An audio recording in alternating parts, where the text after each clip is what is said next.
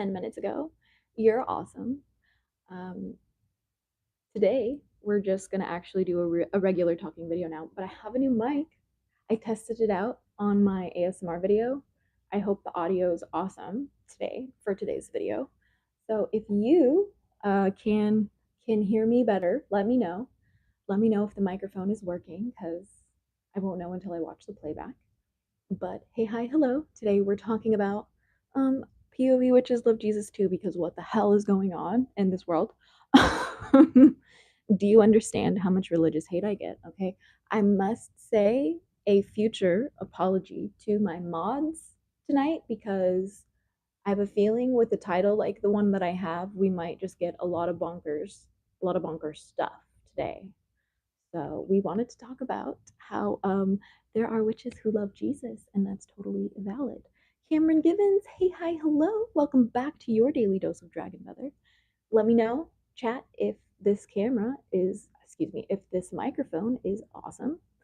I found it on TikTok Shop. I'm very excited. I've always wanted to have a better set. I'm very excited. But yes, I wanted to share some of my favorite things about Jesus today.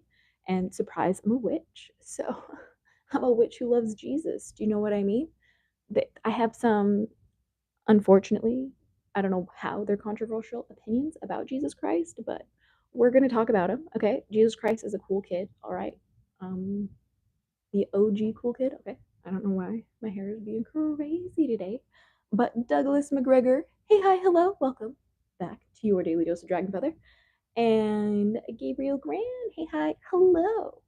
Welcome back to your daily dose of Dragon Feather. It says, I was just talking to Jesus about this. I have pagan leanings sometimes, but I'm Christian. I agreed what is going on in this world. Yeah, it's truly madness. Cameron Givens, he sacrificed his life to save us. I mean, there are many different perspectives of Jesus. So this is like where I'm gonna like first kind of lay the ground rules. Okay, today I have a feeling we might get spicy because a lot of people have a lot of feelings about Jesus Christ, our homie. Okay, a lot of people love Jesus Christ, and they're very, very committed to their view. Okay, which is fine. You're totally entitled to your experience, which is why I'm saying this little disclaimer before we jump into this discussion today. Rebel Child Witchery, hey, hi, hello, welcome back to your daily dose of Dragon Feather. And just want to remind you all, okay, that everybody is allowed to have their own experience, belief, and view of Jesus Christ. Like, you're actually entitled to that. You know, like some people believe that he sacrificed his life to save us, and some people believe he was simply a prophet of God. So today we're going to kind of just like dive into all of the different perspectives that people have about Jesus Christ when they are witches. Because I think that Christian witches, who love Jesus Christ, or just witches who love the teaching of Jesus Christ, or the Bible, or the gospel, I should say, peace be upon him, but we we kind of just have to understand that to each their own. You know what I mean?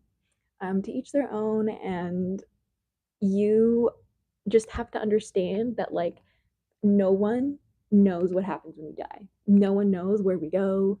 No one really knows what's going on. Hell if I know. I'm even talking to dragons, right? At the end of the day, I really just don't know what I don't know until I know it. So, with that being said, that's why we hold space for everybody to share their perspectives and experiences and practices here, but just be respectful. So anyone who says like hateful things or my way is the right way or you guys are evil or blah blah blah, just letting everybody know in the chat, you will be blocked. So we're gonna have a wonderful, magical, respectful discussion about witchcraft and Jesus Christ today. So I'm excited, and let's see this chat. Oh my gosh, my friend just popped in to say hi, but I have to run. Have a great life. Fascinating topic. Oh my gosh, thank you. I hope you're doing well. We should chat soon, sir. I miss you. Anyway, which Runa, not in plural, please, dear. What does that mean, my friend? Yes, no reason to not stay respectful. Yeah, exactly. Like I'm also really excited for this conversation because like in my practice, this might be an Aquarius thing, but like I'm a very rebellious person in the sense that like I love unconventional like takes on spirituality. And one of my favorite like terms that I've come across in my um journey back to like I guess studying Jesus Christ's teachings. The only reason why I wouldn't say I work with Jesus Christ, if that makes sense. I would say I simply study his teachings and study just as much as I can about Jesus, if that makes sense. Um, I was raised with the view that Jesus was the Son of God, but I do not like subscribe to that perspective anymore. I think Jesus was a prophet of God, peace be upon him. And I like grew up with white Jesus in my house on my walls. Okay, like the Mormon pictures of Jesus. If you know, you know. Like it's culty as fuck. Okay? Like it's super culty. Um, I digress. All I'm gonna say is like for some of my very early memories are having a very deep love and admiration for Jesus Christ. Right. Um, it's just part of who I am and my life story. So when I left the church, like I've talked about how my love of God never left me, but like I always like looked at Jesus Christ as like a good role model, if you will. I feel like a lot of people feel that way too, you know, like love thy neighbor as thyself, you know, like do unto others as you would have them do unto you. And a huge reason why I move the way I do in life is because of Jesus's teachings. Like, believe it or not, that might be strange for some people to hear because I'm a hella witch. I am like so in the witchcraft. But yeah, like Jesus is dope. Like we love Jesus here. Do you know what I mean? P.S. Greets from Chile. Oh my gosh, that's so exciting. Um, Lucas Mara, welcome back to your daily dose of Dragon Feather. I went to a witch market earlier today and visited the cemetery where my mom's grandparents and aunt were buried. Talked to the graves about the funniness of me not coming to them in the Christian way. That's funny. No, I love that. Um, like I said, I totally don't identify as Christian, even in a little bit. But I do love the teachings of Jesus, and it's a like very nostalgic, I guess you could say, for me to learn about Jesus just because of my life, right? So I remember just Jesus being a huge part of my life from a very early age. And something that really confused me as a kid was how Jesus was like taught to be the Son of God to me. Like in my churches, like I would just really have a hard time wrapping my brain around that concept because like I was like literally and you know like in school you would like not school in church you would like sing hymns. I don't know if all of like churches sing hymns, but I literally have one of my grandpa passed away and he I inherited one of his like hymn books from the like church. And one of the songs I very vividly remember singing as a little girl was I Am a Child of God. If you're not familiar with it, it goes like, I am a child of God, or something like that. I don't know. It's been a long time, okay? I don't even remember, but like it's something along those lines. And then when I was like taught by the sermon, like, oh, like Jesus is the Son of God, I'm like, but aren't we all children of God? Like, please, can someone help? like if Jesus is the Son of God, then I'm a daughter of God. Like, doesn't that make sense to you? Like in the chat, doesn't that make sense? Like this was my little brain thinking, right? Like, because you are telling me Jesus is the Son of God. Okay, valid. And now you're telling me in the songs that I'm singing, I am a child of God. So my little brain took two steps forward and was like, that means we're all children of God. So I was like, why is this happening? And then some of them were like even like as far to say as like Jesus was God, or like, you know, some of the prayers that I did were very much like praying to Jesus. Like it was like we would say Heavenly Father sometimes, but sometimes we would say like Lord Jesus, depending on which part of the church or which church I was at, or like what family members I was praying with, if that makes sense. Um, so either way, my experience as a child with Jesus Christ was very confusing. And then, like, I really just didn't like I didn't like how violent the Bible was and how, like, fear mongering the teachings were in the Mormon church. And I very early on, like, kind of just like unplugged from that and just started like falling asleep whenever I was at Sunday school or whatever. And then I left it for a while. Like, I completely tapped out of the, Mormon, Christian, Catholic side of my life.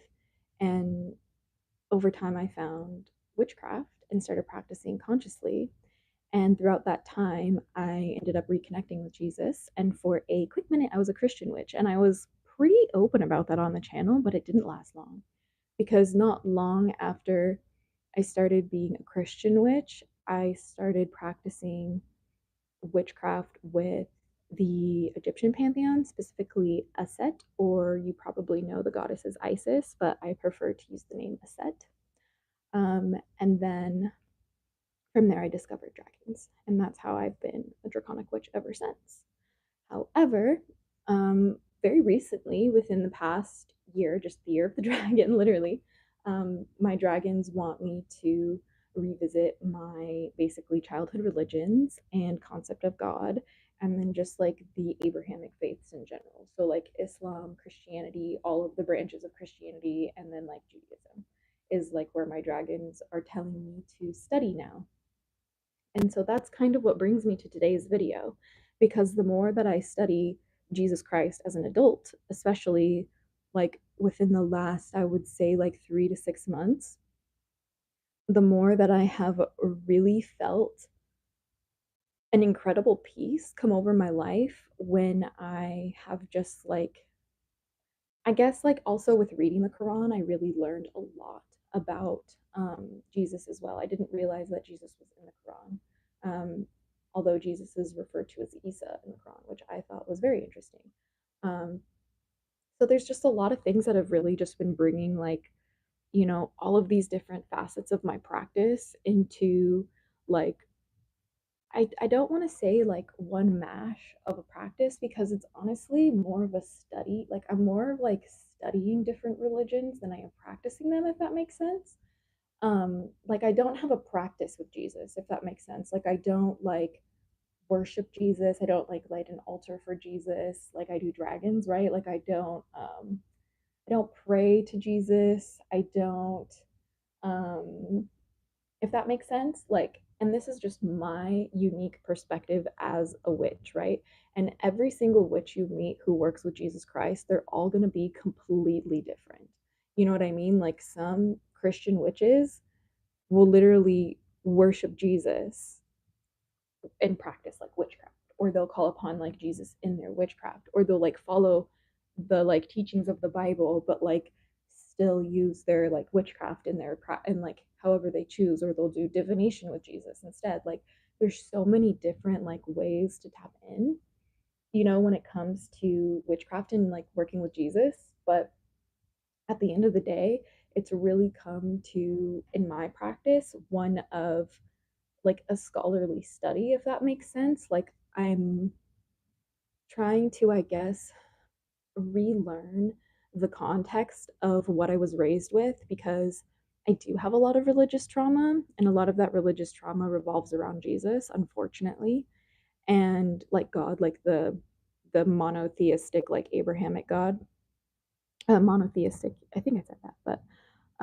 that's really been like a huge pain point in my practice, and was a very early source of trauma in my life, was just the way that my family treated me in terms of religion, as well as just the church, as well as the religion itself, and the way that I was like informed I could connect with God, like, had to be in a certain way and through certain people and through certain books, and that just didn't like make sense to me at a very young age. And then I was very much missing like a feminine, a divine feminine. And the crazy thing is that when my dragon guardians told me to start studying Jesus Christ again, to start studying the Quran and Islam and Christianity, and go as deep and as far into it as I can, That's when I realized that there are hidden books of the gospel. They're called the Apocrypha. Um, some of them include the Book of Enoch, which is a popular one. Um, and this really blew me away because I also, part of my decolonization journey, oops, excuse me, part of my decolonization journey has been realizing that the flavor of Christianity, or I should say Mormonism, that I was brought up with was very much a colonized version, right? Like there's like I'm talking about like Orthodox Christians, like very like Ethiopian Bible, like before it was like edited by King James and translated, like all of these things. And like just studying how even certain phrases or verses, I should say, in the Bible, just the mistranslation of them has yielded so much pain and suffering, especially for minority groups. Um, and that has hurt the most learning, but it's also been an incredibly important journey for me in my practice to, like, funny enough, like my decolonization practice is pretty much like led by my study of Jesus Christ. Isn't that funny now that I think about that? Because Jesus is probably the best symbol, at least the version of Jesus I was raised with is like the best symbol or embodiment of the colonized version of God, right? Like, a spoiler alert, Jesus was a brown man. Like, I don't know why that's so hard for some people to understand, especially like the Mormons and like my family, I guess, like it's just like this isn't so like, I guess, like, what's the word? The word would be palatable, I think. Like original Christianity, the more that I learned about it, like Orthodox Christianity, and its very, very, very new forms, had very magical roots in it, had very ritualistic practices, was very esoteric and occult in many ways, like the more that I studied Jesus, the more that I started learning about Christ consciousness. And the more that I started learning how to perhaps look at the Bible in a different light. And now when I read my Bible, I use the Bible as a roadmap to connecting all of the internal parts of myself. The best way I can describe that is it's like a guide to the internal journey and how I can create heaven on earth through bringing the heaven brain, the earth brain, and the gut brain into harmony within me, as within, so without.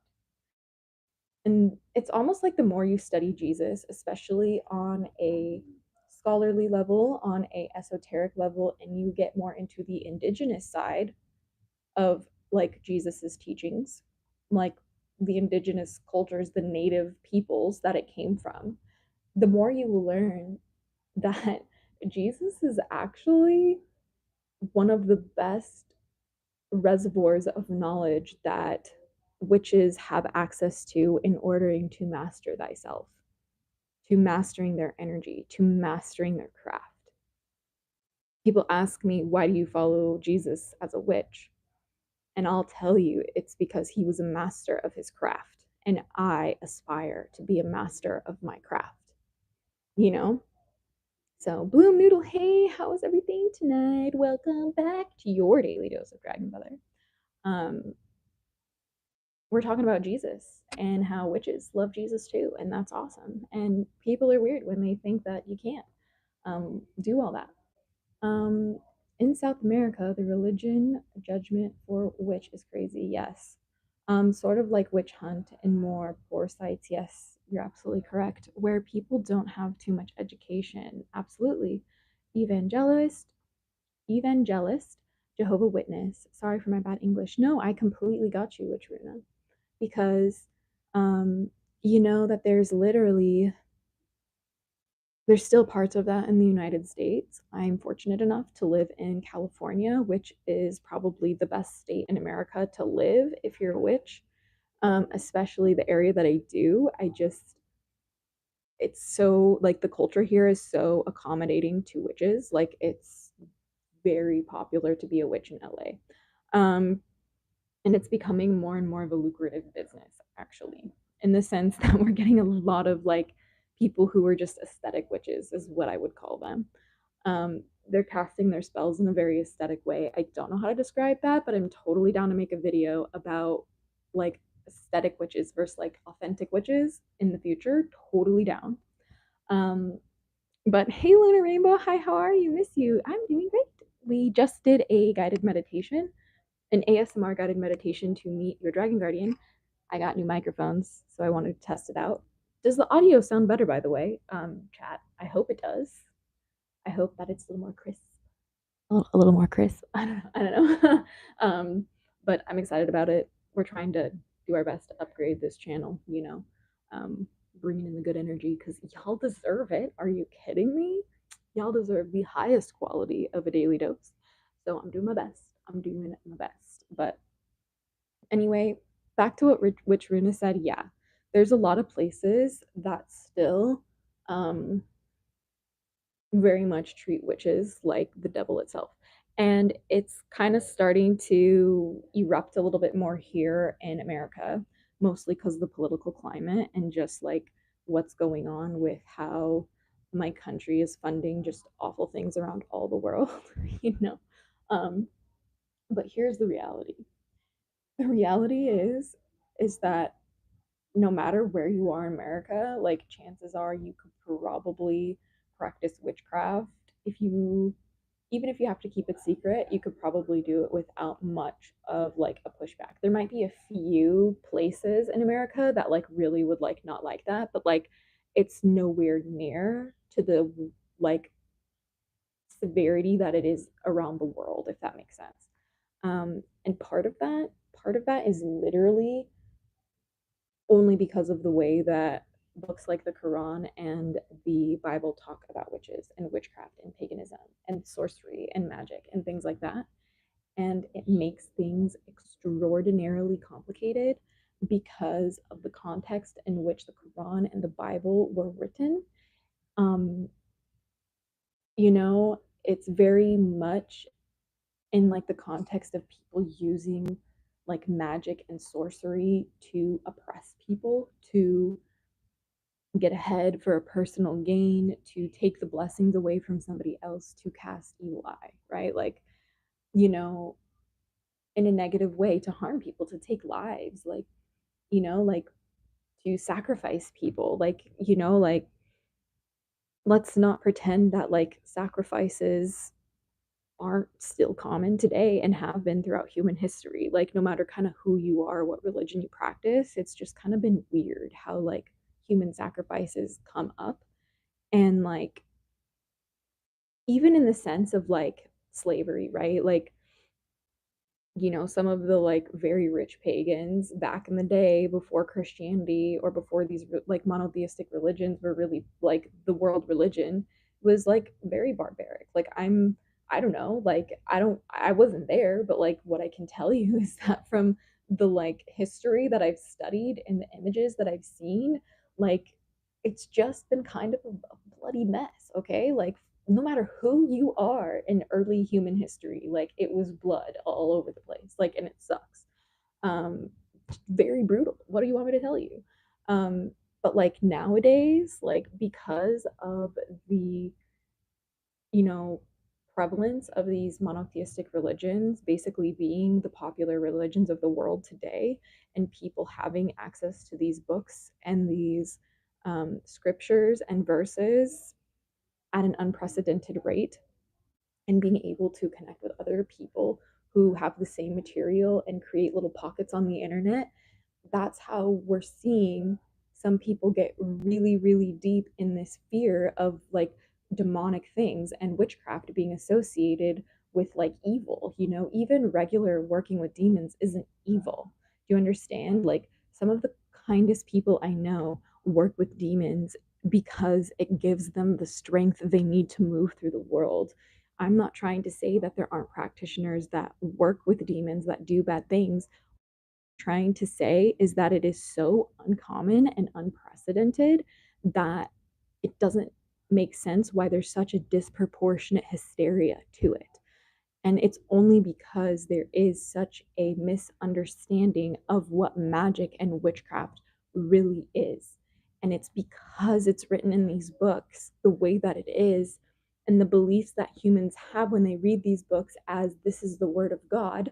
That's why when I read the Bible, or when I read the Quran, or when I read religious teachings, my dragon guardians tell me to read these materials as if I was studying a culture, as if I was studying a people, as if I was studying humanity, not as this is the word of God. Like, that is how we get into things like, I very am going to use this term loosely, but spiritual psychosis, or we'll have like, where people like have like religious like mania, or like they'll get into like a religious like funded psyche break or something. I don't have the proper language because I'm not a healthcare professional, but I've seen it happen. I've seen, friends and family be totally normal 1 second, and then a few certain things happen, and somehow the Bible gets involved. And the next thing you know, I don't recognize them anymore. They get sucked into cults. They, turn on me and what I do. They start saying I need to repent, and it's just a lot, you know. How long are you going to be on, hun? I'm at work. I just wanted to say hi. I hope you will still be on by the time I get home. I'm not really sure how long I'll be on, but I try to be on for at least an hour when I do the daily dose of drag feather. um, we already did a guided meditation today, but that only lasted for like 30 minutes with my Monte. So Monte said I had to end the video, and then if I wanted to go live again, I could. So I did. So that's why I'm here. And we've only been here for 30 minutes. So I'm sure we'll be here for a minute because Jesus and witchcraft is a great topic. So come back soon. Yes, the satanic panic, like in the 80s. Yeah, witch Runa. But trends from the 80s are starting to repeat right now just because of the political climate and the change in fashion, especially when women start to get too much power. There's like trends of eating disorders and like the soft life and princess treatment and like stuff like that to like kind of keep us dumb and pretty, dumb, small and pretty, dumb, meek and pretty. If that makes sense. Sweet and silent. I digress. All I'm gonna say is that when people read their Bibles and the Quran and any of their religious teachings, and their books talk about witchcraft or sorcery or magic or spells or anything like that, and the books talk about it in a negative way, which they do, um, and the people who are reading these books are reading it with the context like this is the word of God, like this is the word of my Lord who I worship. Of course, they're going to listen to their books before they listen to the actual witches. And it hurts, guys. Like, I still don't know how to navigate it. But my dragon guardians say that starting with a YouTube channel that hosts discussions for all religions and has space for everybody of every belief, as long as they're respectful of each other's differing like perspectives, is the best place for me to start. And I try to, you know, have connections with as many different people of as many different, beliefs as I possibly can. And I'm going to tell you something else. Sometimes, I'll have really good connections with, um, you know, people who are Christians or people who believe in Jesus, or especially the people who are like, Jesus is king, like Jesus is God, like those people. um those people are the hardest for me to stay friends with, and it's only because like once you get too deep into like the Jesus is king and like the Jesus is God, there's like a really fast track to the alt-right pipeline, to becoming a Nazi, to becoming fascist. It's really scary.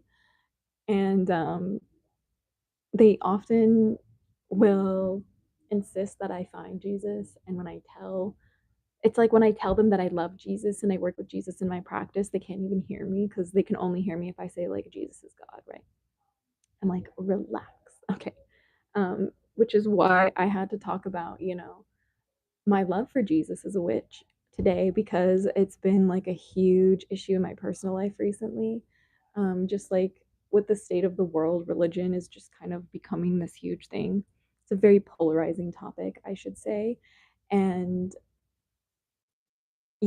saying a draconic witch in the industry that I am in, surprise if you're new here, I work in like social media influencer, celebrity media marketing for my day job. And when I go to like these events or when I like go to the carpets or when I'm like at like, content creation parties, like it's kind of awkward sometimes because like it's almost like I'm in a room full of like usually like Jesus is King people. And not everybody is like that. Don't get me wrong.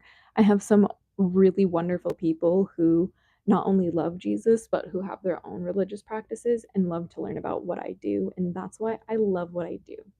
Okay, OMG, the tiny mic, do you like it? It's on a wand. I have it on a wand. I don't use this wand. It's kind of like, I don't know. It was a gift and I never like resonated to use it, but like Monte said I gotta use it for the guided meditation because there's like an angel on it. Monte's a dragon, so we're here with the actual daily dose of dragon feather with your witches love Jesus topic. So I just literally couldn't end the live action today after the guided meditation. But yes, I commented about Christ, God, and having Him work through me. There are Christian witches. We exist. No, you do, David Westlake. Welcome back to your daily dose of dragon feather. Because that's the whole reason why I'm also making this video today, because like I know there are Christian witches, I know there are Muslim witches, I know there are Jewish witches. Like there's so many different like overlap. Like there's also just so many witches that still love God or that still love Jesus or still love Muhammad. Like there's so many different perspectives, and that's all I'm here to remind people of, because like in my personal life recently I've just been having like so much more pushback than I have in so long. Like I used to get this kind of like, like, oh, you should like love Jesus when I was literally in like middle school and high school with my friends, like to the point that I literally wrote a song called Pagan Problems. And the bridge of the song says, stop asking me if I've accepted Jesus Christ into my heart. Because no, I like haven't, but like I study Jesus Christ, and how is that any different? Like I appreciate Jesus's teachings, and they very much inform the way I move my life sometimes, or I move through life sometimes. But that doesn't mean that like I'm like less than somebody who's like Jesus is the Lord or blah blah blah. Like we're just different. Like that's the only difference. Like I literally will always have room and space to talk to people who, find God in Jesus. I love learning about that. It's just really hard for me when people start saying like, oh, like you should like pray to Jesus too, or like, oh, you should find Jesus too, instead of asking me like, oh, what do you believe in? Like, do you know how much it heals me when my Christian friends who do love Jesus in the sense that they believe Jesus is God ask me about my faith, and they're like, what do you believe in? And they have an open mind about it and they want to learn and they're curious. That shit heals my soul. Okay, like that shit heals generational trauma. Do you understand that? Like, especially the lighter your fucking skin, and if you identify as a man and you ask those questions and you are curious about it, instead of like you're going to hell, you're a demon, like blah blah blah, like evil, blah, burn at the stake. Like, dude, when I first started this YouTube channel, I was 12 years old. And my one of my very early experiences as like a 15-year-old girl was this one channel named Atheism is Unstoppable. And their fan base, like on Twitter, like photoshopped my face onto a very old photo of a witch burning at the stake. And I was a child, and they were tweeting this at me as a child. Like, but this is back when like the internet had no moderation, had no like there was no such thing as like an age gate. There was no like regulation. It was just like the wild, wild west. And like I have had not only religious trauma in the church growing up, but especially ever since I've had this channel, I've just been subjected to a lot of religious hate before my brain was fully developed. And it really kind of traumatized me in a way that like I never knew if I was going to be like able to interact with Jesus again, which is funny to me because like all of these like Christians or whatever are like telling me to like believe in Jesus and like work with Jesus, and the harder they push me to, the more they push me away from Jesus and his teachings. The more they skew my view of Jesus Christ, at least in the past, right? This is why I'm very grateful to my dragon guardians for their guidance, because I would probably never have ended up back with studying Jesus Christ and studying Christianity and Islam and Prophet Muhammad, peace be upon him, and Jewish teachings. I would never really probably poke my nose there if like my dragon guardians didn't say, "Hey, this is important. You need to do this. This is where your focus belongs."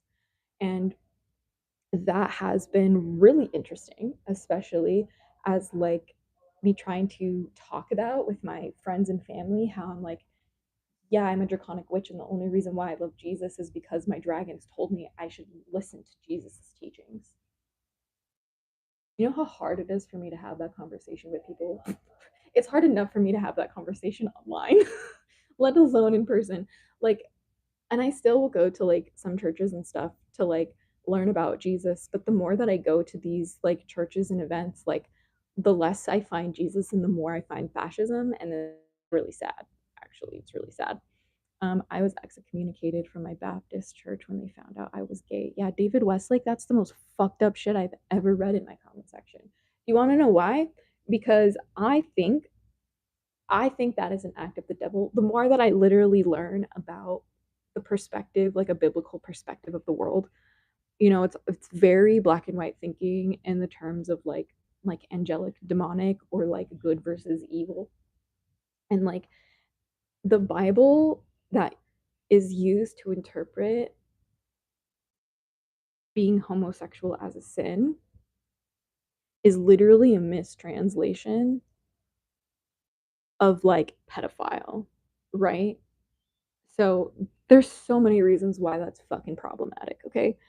First of all, associating being gay with being a pedophile, that still exists today and is absolutely horrible and totally inaccurate and very damaging.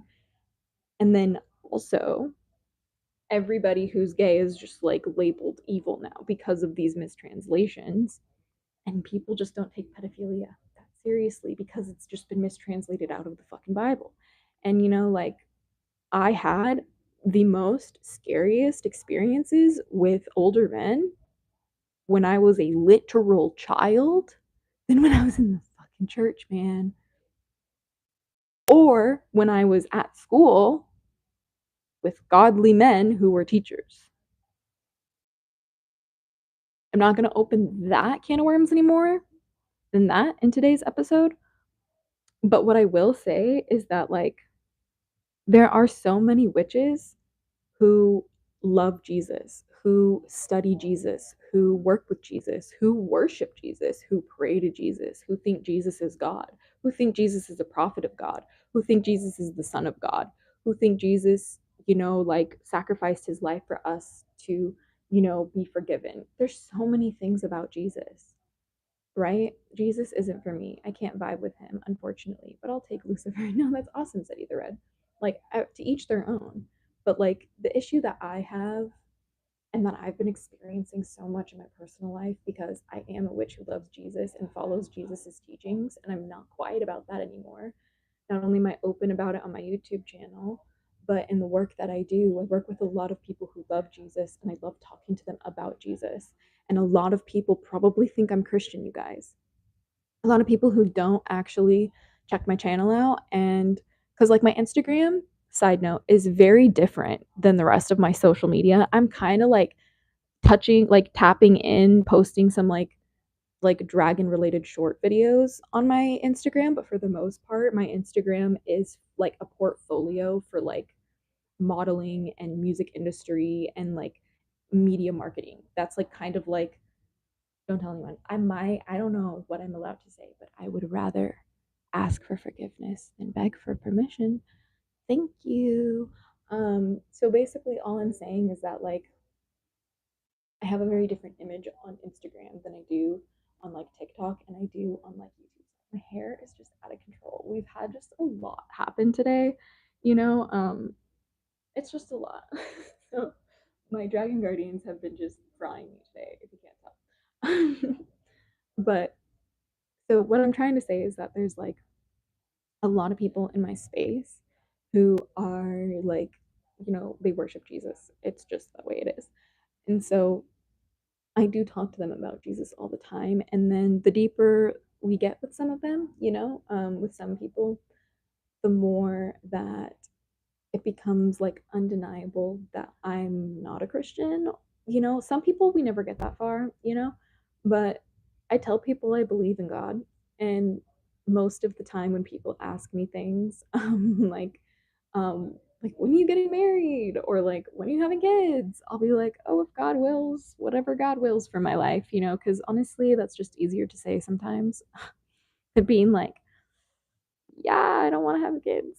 Or like, I don't know, maybe I don't want to get married yet. Like, relax. It's like, things like that. Um, but it's really just depends, but like I think that the problem lies when somebody believes that their belief system is superior to other people's and is correct and other people are wrong. That is the Achilles tendon of humanity and has been a pain point, a systemic pain point in my life, in my experience. Um, and the whole entire point I'm trying to deliver today is that everybody is different and everybody is entitled to their differences in their spiritual practices. Like last time I checked, like I know America is a hot mess and always has been, but the way that I was raised and arguably indoctrinated as a child is that being American means you believe in freedom, justice, and liberty for all, period. No ifs, ands, or buts, no color of your skin, no creed, no culture, no whatever you identify with, can change that. You are entitled to that. And also the pursuit of fucking happiness. And last time I checked on my constitutional right, if it still has any relevance, I have the freedom to practice whatever religion I want or freedom from religion. Okay. And it's really depressing seeing that never has there ever been a stronger foothold of religious people who think their religious beliefs are superior to everybody else's in law, making laws for the governance of everybody. And it's always been like that, but in today's day and age, it's never been more obvious simply because of the internet. And it all ties in with Jesus because all of this is literally done in his name. And it's crazy to me because the more that my dragon guardians tell me, look in these books, look in these books, look in these books, the more that I'm overwhelmed by how Jesus was probably the most famous example of an awakened human being or a ascended master or a high priest, if you will. Um, the more I study Jesus, that's when I discovered that my whole life, when I was in the Christian faith or in the Mormon faith with Jesus as like God, as my God, I was raised that way. Through that lens, my whole childhood was what about a goddess? Um, what about a goddess? And the craziest thing, you guys, is that when my dragon guardians told me to go back and learn about Jesus and learn about like these religions, that's when I discovered that the divine feminine in the Christian religion was hidden. They used to pray to the mother of God, which was Asherah, which is so fucking close to my name, which just blows me away even further because, like, I also didn't name myself. Like, I worked with my dragon guardians to bestow a magical name for me to use for this channel, you know? And just in the witchcraft community, and whenever I'm doing witchcraft, like, I just needed a magical name to move through the world like that. And it also kept me safe from my real identity, like being associated with the witchcraft. Like it at a time that I created this channel, I was in the broom closet. I didn't even know if magic was real. And I just needed someone to talk to about it because I was in such a religious family and in a very, I would say, like middle class at the time type of neighborhood that was mostly Christian people. And if it wasn't Christian people, it was like atheists or people who like were agnostic and like believed in a higher power. And essentially everybody could subscribe to the same thing.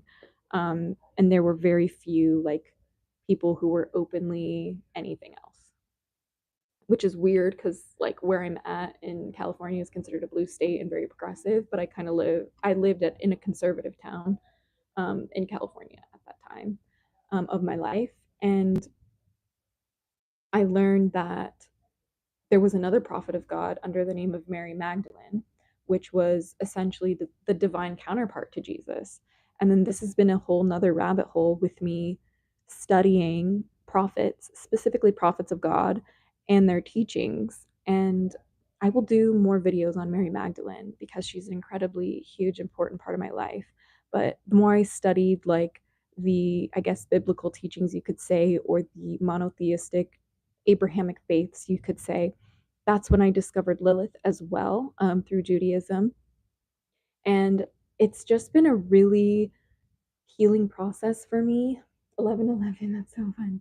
It's been a really healing process for me in my practice because the questions I had as a little girl about what about a goddess, what about like a female figure in Christianity was kind of like revealed to me through my dragon guardians. And it was really special because it's like that's all I've ever like wondered desperately when I was a child, learning about, the religion of like worshiping Jesus Christ. But I'm just going to catch up with this chat. What other terms for magic or witchcraft do you suggest in terms of explaining energy work and dragons to myself and family? As a Christian, I've been more open about my path. Thanks. Straw Beauty, I love your name. Oh my gosh. I recommend just saying you are a healer. Um, you are a healer. You just say, I bring the good vibes. At least that's kind of been what I, talk about. Mary Magdalene was a prophet of God. Thank you. So if you would like to debate her prophecy abilities, Michael, you can make your own channel. But my dragon guardians have led me to Mary Magdalene as being one of the most profound prophets of God, and her gospel was removed very intentionally from the Bible. And there were teachings that Jesus Christ only gave Mary Magdalene to reveal to us after he passed on. So that has been the ultimate discovery of me following my dragon guardians down the rabbit hole of Jesus Christ. And that's just my perspective as a draconic witch. But let me tell you something, there's so many more practitioners who take an either esoteric approach, with Christian teachings. They're some of the best we have in occult practice, and they're so much fun to have a witchy perspective on one of the most healing experiences of my spiritual practice, believe it or not, has been learning about Jesus through a magical perspective or a Christ consciousness perspective. And Christ consciousness is very loosely thrown around the internet as kind of like 5D consciousness. But let me take it a step further to remind you that the reason why my dragon guardians truly wanted me to study Jesus Christ again and to learn about the Abrahamic faiths and to, learn about Islam and Judaism as well, a little bit more than I already did, is because of ultimately the pursuit of Christ consciousness, right? And that is just essentially unity consciousness, to my understanding when I work with dragon guardians. It's the understanding that we are all one body. And this has enabled me to move through life in a profoundly different way with so much peace and calm and trust and faith. And I'm going to give you an example. Hi, Alien Noodle. Welcome back to your daily dose of Dragon Fear. Fear further, feather. Sorry. Phoenix Holly, welcome back to your Daily Dose Drag Mother. I wondered the same about feminine and female beings and roles in Christianity while in church growing up. I asked too many questions, so they stopped making me go. Yeah, Phoenix, that was me too. I learned that the Holy Spirit is essentially a colonized version of Sophia. I'm still learning about Sophia, but there's also the Mother of God, which is Asherah. And then there is the divine counterpart to Jesus Christ, which is the prophet Mary Magdalene. And then there's also Lilith, which is the original woman who was created as her own and ended up disobeying Adam's desire for her to submit to him. She's like, I am your equal. We will, make love as equals. We will move as equals. Adam said, I will dominate you. And she was like, deuces. And then became the mama queen of demons. So we love Lilith over here. And Lilith has a draconic form too, I've been made aware of, which I don't know too much about. So all I know is that that is a like rabbit hole basically that my dragon guardians are having me go down with that one. And how like divine feminine energy is very draconic and very demonic. And the colonized version of Christianity, the colonized version of Jesus Christ, and the colonized version of the gospel and God has been made to use the traits of the wild witchy woman as the figurehead for evil. For anyone who basically opposes the teachings of the colonized version of God, basically, in God's religion and Jesus's perspective through a colonized lens, um, those are the ones who get burned at the stake. And those are the ones who are literally demonized. And as you mentioned earlier, the witch hunts. It gave them validity to come after the oracles, the powerful women who were able to tap into God their self with their own Christ consciousness, you know? So it's really interesting, the more that you dive deep. But when I talk about Jesus and the teachings of Jesus that I study, I rarely am talking about the Bible. I'm rarely talking about the Bible. I'm talking about the historical context and the most like original, very lost, hidden forms of Christianity, and these forms of Christianity were originally in Aramaic. And I don't speak Aramaic. And I haven't been able to find, I think, in Aramaic, like clearly that, it's mostly like Greek versions or stuff like that. So it's like, honestly, Jesus's teachings have never been more popular, but they have never been more lost to us, which I think is a very interesting thing to realize in my practice when my dragons told me to, study Jesus more, is because that kind of mimics the way that the world stage feels. It feels like there's a lot of certain parties of people who feel like they know the way, they know the righteous way, and they're the ones who are the most lost among us, which is literally just the teachings of Jesus at its at its pinnacle. And the problem is when people use their religions to justify it, certain parts of these religions, the truth is that their origins are simply so lost, scattered, and hidden that we may never know the actual origins of some of these things and will only have speculation, which is why I'm here to emphasize even more that which is love Jesus, surprise, and we're all entitled to our own view of him and we're all entitled to our own experience with him. The only thing we're not entitled to is forcing our experience down someone else's throat, is insisting our version is better than your version or is right and you are wrong. That is religious abuse. And it has cost me so many years of my life recovering from some of that religious abuse that would never have happened if I was approached with curiosity of my spiritual experience rather than judgment of who I am as some little demon witch child. um, that traumatized me and I deserved support. from the adults who were responsible for me, no matter if they were my Sunday school teachers or if they were, my parents themselves. Like, I deserved to be protected. I deserve to be encouraged for who I was naturally. I deserve to be loved unconditionally, no matter how I showed up in this world, because children come into this world good. They are made into hateful creatures. They are made into judgmental beings. They are made into aggressive people. Like, aggression is created. Like, literally any baby.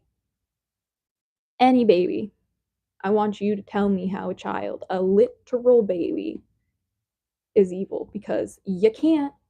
Oh, you can't, because they're not. They are the most sweetest little squishy little angels. You're so sweet, and I just love them. They are special, innocent, pure little souls. Okay, it's not up for debate. Mm-mm-mm. So, part of Prophet Mary Magdalene's gospel, or her teachings that she received from Jesus as well, is that we are born good. That is a huge part. We are born inherently good. Um, and let those who have ears hear, and let those who have eyes see. Huge, huge part. We'll probably do a whole reading of Mary's gospel, or teachings, I should say, the book of Mary Magdalene, because most of her teachings were destroyed by the church. And the more that I study Mary Magdalene, it seems like she was a high priestess of the temple of Aset, or as you might know, Isis. And she was a high priestess in the act of magic. And she was practicing these practices with Jesus Christ to reach enlightenment. This is also why my dragons um, tell me that Mary and Jesus are dragons in and of themselves, in a way, because they were ascended masters of activating their kundalini energy, which is the coiled serpent at the base of your spine. And the divine union is literally between, like, man and woman in that particular, like, context, because this is where a lot of the um, language in the Bible comes from, like, marriage is holy when it's between a man and a woman. So I just kind of am trying to provide context. I'm not saying that it's true, because, like, you can interpret it in any way. It can simply be, you know, one person has, like, more yin energy and one person has more yang energy, right? I believe Jesus was a witch too, alien noodle. Um, and so that's kind of like the perspective that I'm coming from, but, like, they were able to unify themselves together. And when you have, like, when you practice, like, magic, I will be talking about it on my OnlyFans, but not here, because YouTube does not like that. They're like, no, thank you. So this practice is one of the strongest we can do to create and raise energy, right? Like, we create life through sex. So it's like, if you can create a literal life, you can bring a literal soul, a little slice of God into the world through that. You can literally create anything through it. You can create a new consciousness. You can create a new world. You can create a new religion. You can create a new relationship dynamic. You can create a new ideology. You can create a new empire. You can create anything you want, my friends. We live in a world of possibilities. Okay. So there's so many things that you just have to understand that you don't know. Like, the more that I work with dragons, the more that I don't know what I don't know until I know it. And even my dragon guardians, tell me that I need to remain open to, the possibilities, like, always trying to learn new things. And that's why I'm studying, the Bible, and why I'm studying the Quran, and why I'm studying, you know, different types of these religions, right? And how they express themselves, and what their practices are like, and, like, where it comes from. Because honestly, that's what I'm most passionate about. in this world. Like, I just love religion. I love learning about everybody's different spiritual practices and how they experience faith. Like, do you experience faith in yourself? Do you experience faith outside of yourself? Like, where do you place your faith? Adam, hey guys, what up? Um, I'm really interested in the signs of the end times because of everything that's going on in the world. Sometimes I'm confused about my beliefs. Douglas McGregor, let me offer you a different perspective of the end times.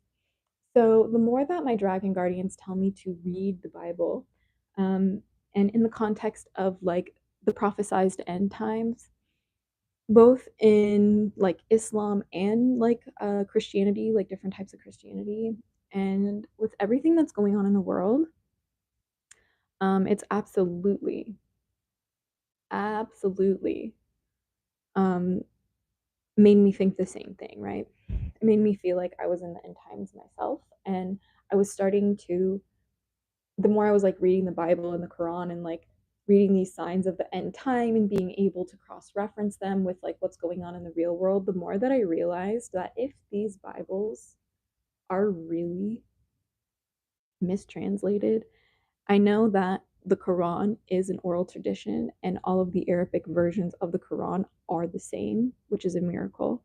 Um, However, the English versions are not the same, and a lot of people who are studying the Quran in present day are very much learning it through an English lens as well. Um, so, ooh, Nightmare, can you help me out with the chat? Thank you. As well. So, there's just there's there's as many different perspectives to read a book as there are sets of eyes on human beings, right? Um, there's literally like so many different ways to interpret things, which is why I'm here to remind people that everybody's entitled to their own experience. Everyone's entitled to their own experience with the Quran. Everybody's entitled to their own experience with the Bible. Everybody's entitled to their own experience with Jesus Christ. And like, I think that might be a hot take. I don't know why, but it's like God belongs to everybody and God belongs to witches too. And especially with the way that God is present in human society today, everybody needs to like just take a deep breath. But to tap in, Douglas, with your stuff about the end times, the more that I realized reading the Quran and reading the Bible and reading these prophecies through the lens that my dragon guardians, this is why I identify as a draconic witch, you guys, and why I'm here to just share my experience. That's all I do on this channel. I don't know if I'm right. I'm just sharing my experience. Nothing wrong with that. And I'm not going to debate people in the comments. You know what I mean? Like, this is what I do. Subscribe or don't subscribe. I don't know. But my dragon guardians told me that the prophecy of the end times was for the disbelievers, was for the wrongdoers, was for the sinners, if you will. Um, the more that I read the Quran and the Bible, the more that I realize every single human being is a sinner. And that's why God is the most merciful, because God created paradise, an eternal place of bliss for us to exist in, knowing it would be full of exclusively all sinners.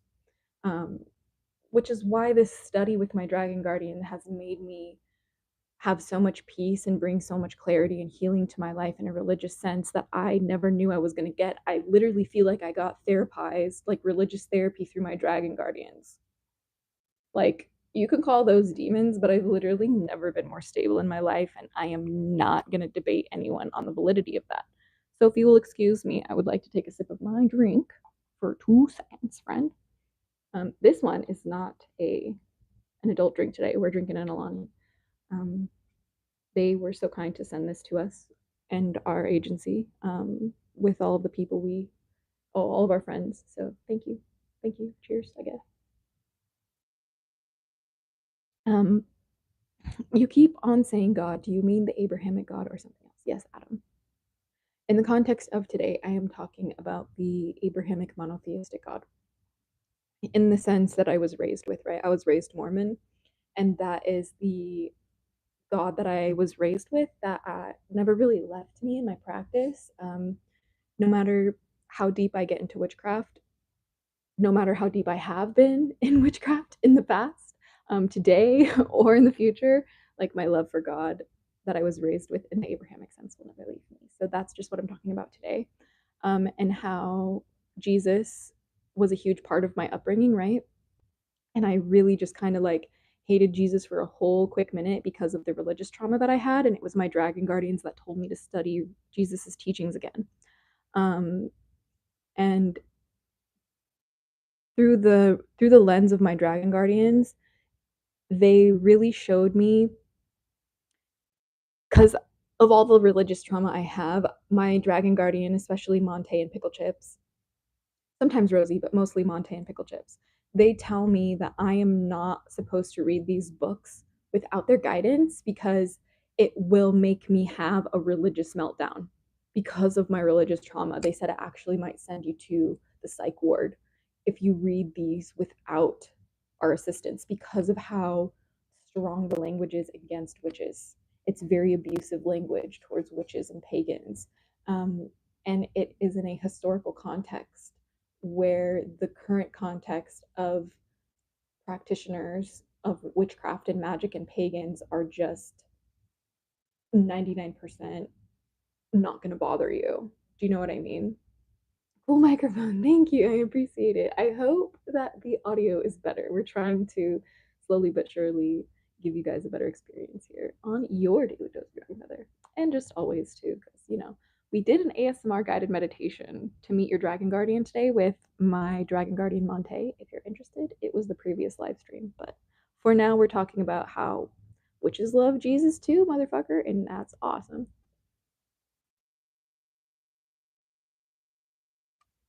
But as I was saying, you know, when it comes to my study of the Bible and the Quran with dragons, because the only reason why I'm reading the books in the first place is because my dragon guardians said, um, like told me to. So that's why I'm like reading with their supervision. And they tell me that these prophecies of the end times are in the context of the world as we know it today and the systems of oppression, the chains that are slowly ruining humanity and our planet and polluting everything, our minds, our bodies, our spirits, our land, our atmosphere, everything. The end times and these prophecies about the end times are about the end of that. Okay? My dragon guardians tell me that I am supposed to remind you who feel afraid of these end time prophecies, especially when you see people who are saying these prophecies are coming true. There's two different perspectives I'd like to offer you. First and foremost, if these books are truly colonized and rewritten, they can be worded in any way that suits those who rule, and they can be honestly divine blueprint plan books of how to control the masses.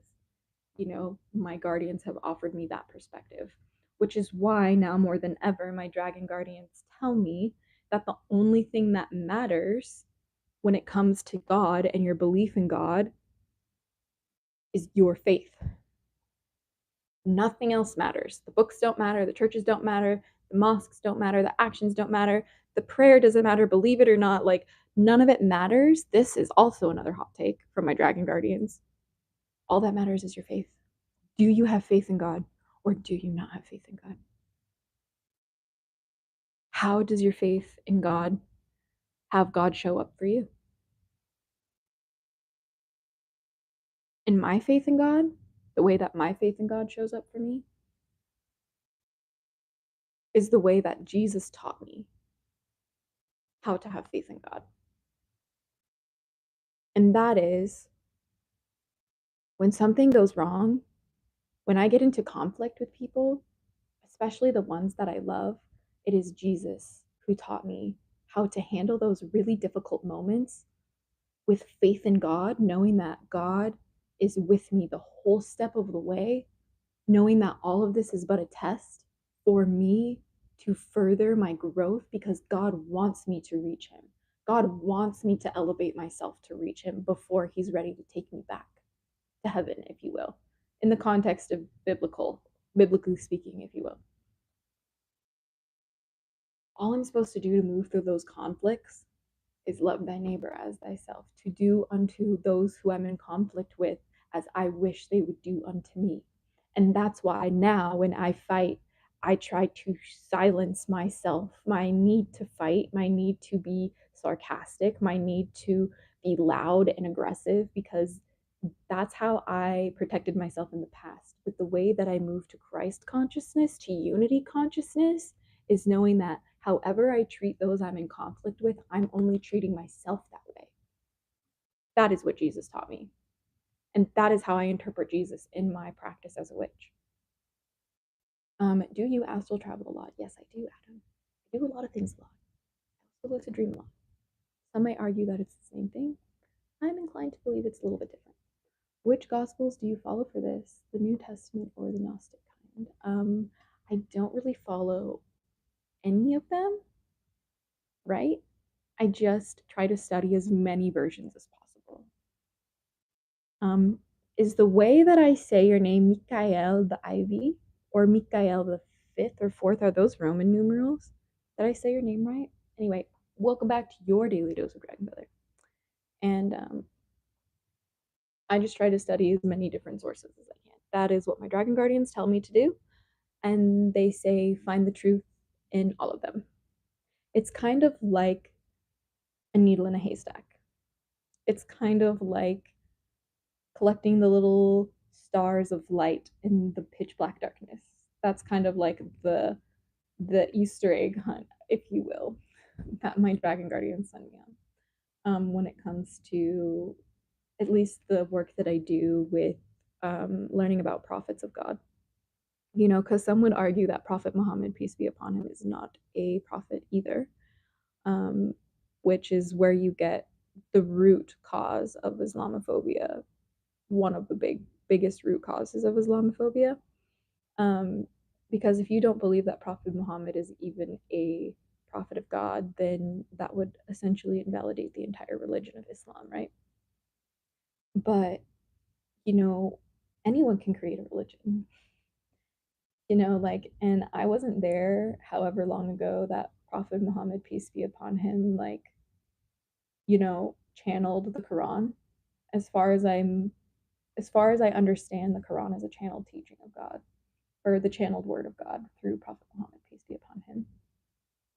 And that's essentially what, you know, the Bible is, or the gospel, if you will, is essentially a channeled teaching of God through Jesus Christ.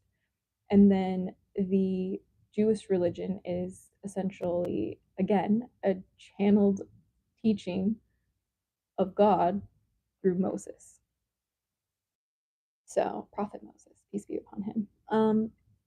So that's my understanding in terms of going back and visiting Christianity and Judaism and Islam with the assistance of my Dragon Guardians. And that's why no matter what I do in my life, no matter what I believe in, no matter kind of where I stick my toes in the water, because I will tell you that my practice is very eclectic in nature, I really pick up the practices that help regulate my nervous system because of all the trauma that I've been through. That's pretty much what my Dragon Guardians tell me is why I have spirituality. Therapy costs money and spirituality is free. That might be not the advice I should give, actually. Please go seek professional help if you are struggling, because I am not a doctor. I'm really not a doctor. I'm just sharing my experience and what's worked for me along my life, you know?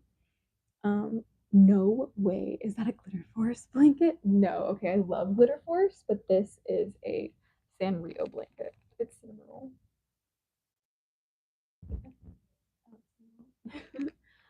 I hope that you could hear that because I kind of moved my mic. But I noticed dragons want each of us to study different things so we can educate each other. They want you to study the Abrahamic faiths and they want me to study the polytheistic faiths. That's really interesting, Nightmare Fuel Studios. I love that perspective because the more that I get, like there's a pretty decent like solid community of like draconic witches on Instagram and on TikTok. And I've been trying to tap in more recently with making short form content on dragons.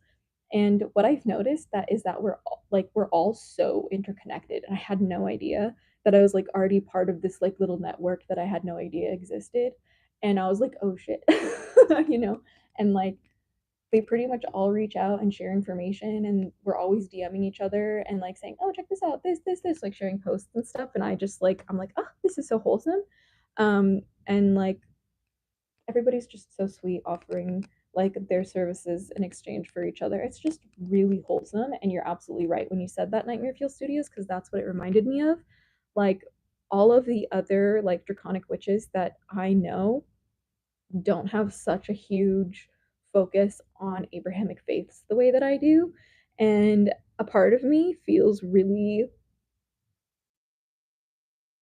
conflicted about this just because of like probably the religious trauma. But like if I'm being completely honest with you, like I've embraced that shit wholeheartedly. Like I I like literally suffer when I like lack faith in God, and like when I have faith in God, even in the good moments and even in the hard moments, like it doesn't matter. Like I'm always going to have a better experience. I'm always going to move through it with a little more calm, a little more, assurance and like steadfastness if I have that faith that God is present through every single second of my life. And that is not for everybody. It's just not, and the way that I connect with God is very much inspired by Jesus Christ and Prophet Muhammad, peace be upon them. Like they are, and Mary Magdalene, peace be upon her. Like these three are like the Holy Trinity, if you will, for like how I study or who I study to kind of understand God, if that makes sense, to understand how to be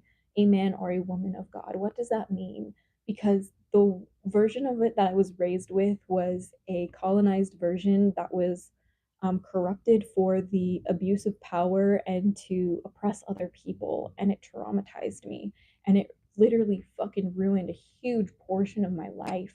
And now that I'm here where I am, having been led back to a faith in God because of my faith in dragons, like, how could I ever abandon either or?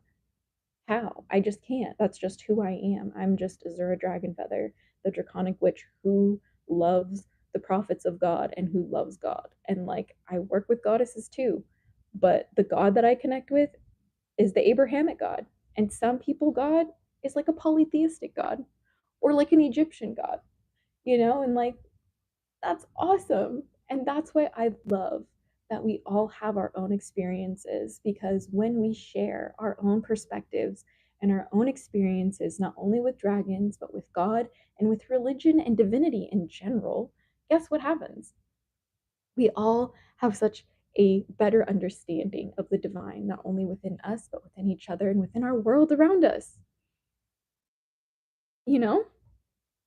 So it is inherently Islamophobic to deny his prophethood, though. Yes, it is. The Quran has more than one historical error, and they didn't display signs of grace, becoming one flesh with Aisha when she was 9. Let me tell you something. People use Prophet Muhammad's actual character as a human being to discredit the validity of Islam, and that is Islamophobic because it doesn't matter when it comes to faith, it doesn't matter who created the faith. When people start to have faith in something that's intangible, it doesn't matter who created it, that is a right of a human being. And this is why I will die on this fucking hill. And I've probably been burned at the stake many times in the past for speaking this truth. And why I'm a little bit scared to speak my truth, especially so publicly, is because of this one fact. Everybody's entitled to their own experience of God. Whatever we already have on this planet and whatever is to come or whatever is being created as we speak, we don't know. And it doesn't matter. The point is when you start having a debate about somebody's religion in the context of who was the prophet or who created it or who started the movement of the religion, and you attack the character of said person or you compare it with someone else and then take the leap. The problem is taking the leap of connecting with the actions of Prophet Muhammad and taking the leap of attaching that to the fundamentals of Islam. There's so many people who find God in Islam, who find Allah, who find the teachings that Prophet Muhammad, peace be upon him, taught us. And that is the point of the human experience, and why I will say every human is a sinner. And it's not our place to judge the actions or character of a human being, no matter how gruesome they were, no matter how like distasteful they were, because that is for God to decide, especially if you're talking about it through the context of Islam. Context matters, okay? Like everything we have today isn't just because it popped out of thin air. It has a context and a culture and roots to it, where it comes from. And we, at the end of the day, we're not there when Prophet Muhammad was. I don't know him. I don't know Jesus Christ. I don't know Mary Magdalene. How dare I say who they were or what their character was or what they did? I don't fucking know. Even at the end of the day, if I study something or a historical document, my dragon guardians always tell me, question everything. You don't know what you don't know. And I'm not here advocating for sleeping with children. The fuck? The problem is that if you want to take it with that perspective, then arguably every prophet of God was a pedophile. The men who were sleeping with underage girls happened a lot. And it happened so much because it was a cultural thing. And that is part of the sin of humanity. That's not just like a Prophet Muhammad isolation situation. Do you know what I mean? Like everybody needs to like approach religion and faith with curiosity instead of saying Islam is evil because Prophet Muhammad had multiple wives and some of them were children. Yeah, you can make that statement, but you know what happens when you do? People lose their lives. Things like genocide start happening. Why is that so hard to understand, people? You mean no hatred, but it is. And that's what I'm trying here to educate people, because the hatred of people who were other is so indoctrinated into our society because we feel like we are entitled to question, people's validity if there's no proof. If there's no factual evidential proof, we have created a society where we feel entitled to question people when there is a lack of hard, concrete evidence. And let me tell you something about faith, it's never about facts. Faith doesn't care about your facts the way that facts don't care about your feelings. Okay? Facts are going to be facts no matter what. My faith is going to be my faith no matter what. So why not, instead of being like, oh, well, this happened with Muhammad and this happened with, like pagans and this happened, with sacrifices and this happened with the Aztecs and blah, blah, blah. Like, dude, if you want to take that approach, I will let you know that all men are guilty in that context. We can go there, but I don't want to go there because it's petty as fuck. Okay? That is a context of division, of separation, of hatred, because it is. And the more that we get curious about other people, well, why do you believe in Islam? Well, why do you find faith in Allah? Like, tell me about that. I don't know. Well, why do you find so much faith in Prophet Muhammad? Peace be upon him. you know and I just try to be respectful. Like that's why I say, like when I listen to Muslim people tell me about Allah and how they pray and how Allah shows up for them in their life and how they listen to Prophet Muhammad and how they try to be like him, peace be upon him, they say things like Prophet Muhammad, peace be upon him. So I'm going to say the same thing because I think that's respect. And I think that it's more important moving forward to be respectful of people's faith and spiritual practices and religions if they are doing nothing to harm anyone else. If they are just minding their diddly darn business and just being a Muslim in their own world and to their own self and pursuing their own faith with Allah, or if they're just being a witch in their own world, casting spells with their guardians, doing their thing, They're not hurting anyone, they're not oppressing anyone, they're not costing anyone anything. Leave them be. Leave them be. You know? Every group of people have done horrible things. This issue isn't their religion, the issue is people. Exactly. I heard this beautiful quote. It says, trying to trying to dissect the word of God, you will find the flaws of man.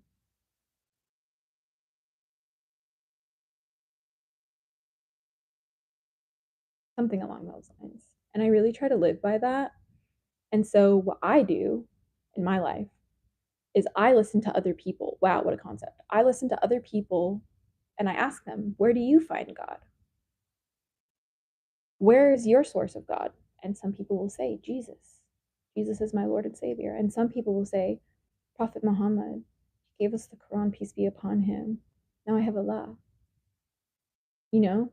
And some people, they find God in nature. You know, some people, they find God in all of us, God, us. Some people find God in every single part of it, animism, roughly.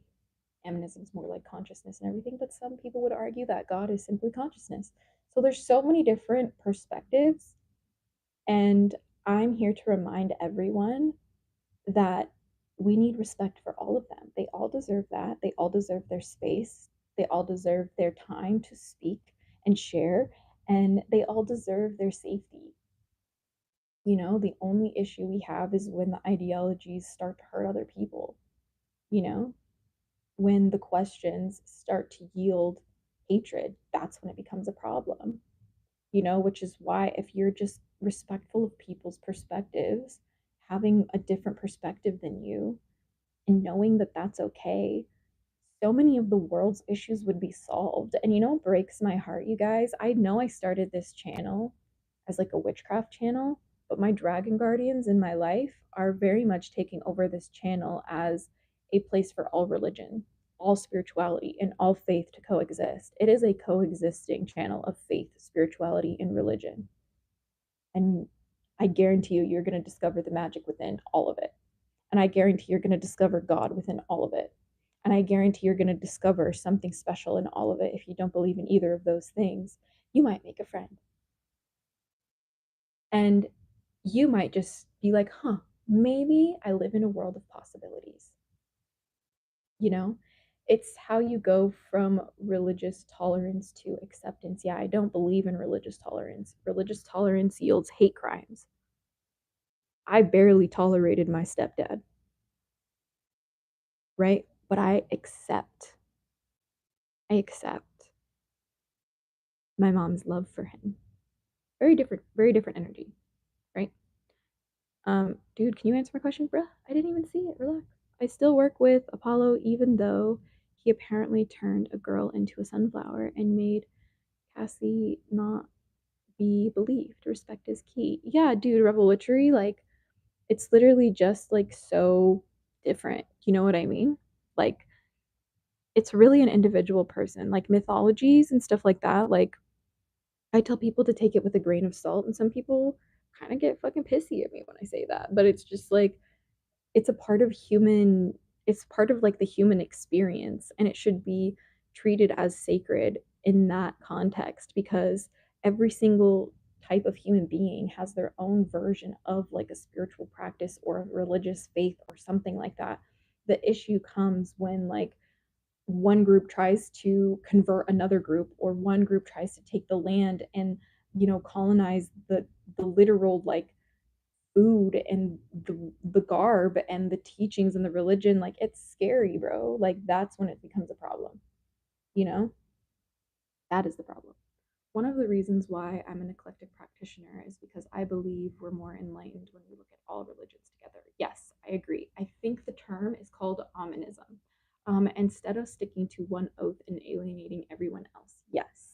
I, again, will always be like, dragons will probably essentially always be the top and first and foremost of my practice. But like, my dragon guardians tell me to look everywhere. Everywhere. Let's see. Then Islam shouldn't be so focused on the hadiths. It calls for reform. The hadiths place too much emphasis on his life. But you have to understand that, like, everybody in Islam is going to experience it in their own way. Some people find a lot of helpful guidance in the hadiths, myself included. Like, there are so many teachings from the hadiths of Prophet Muhammad, peace be upon him, that make me want to be like him, you know, because of the way that he moved through his life and the teachings that he shared. Like, I personally love, for example, since we're talking about this, for example, one of Prophet Muhammad's teachings was to not be overly joyous, you know, and when you feel great joy, just to smile. There's so many accounts of when Prophet Muhammad was so overcome with joy that he would either fall to the ground and prostrate in reverence to Allah, or he would just smile like this, just enlightened to be there, you know? And I think that's beautiful. There's something to learn in all of it, right? Like, all of it is a tool. Anyone can focus on anything. Like, the problem when it comes to that is like making Sharia law like an actual law that is inactivated by police or enforcers.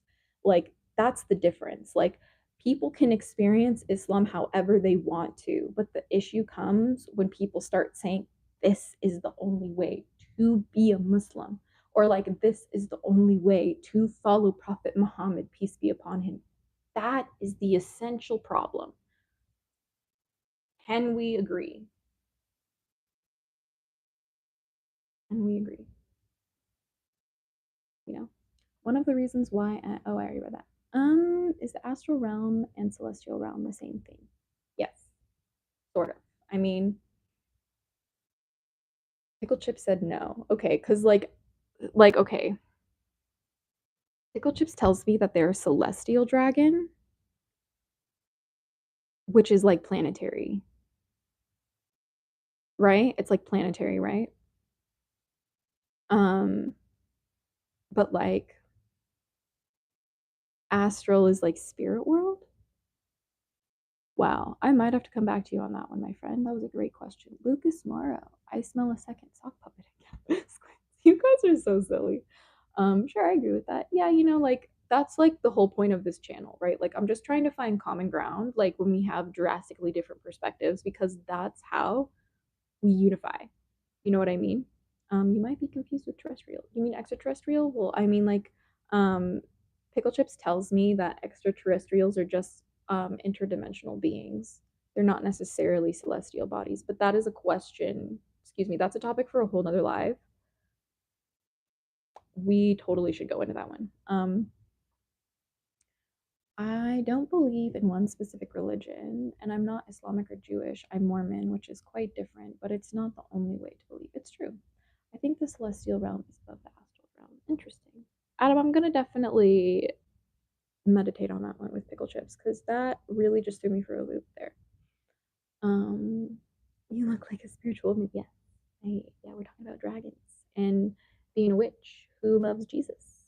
Witch is hi.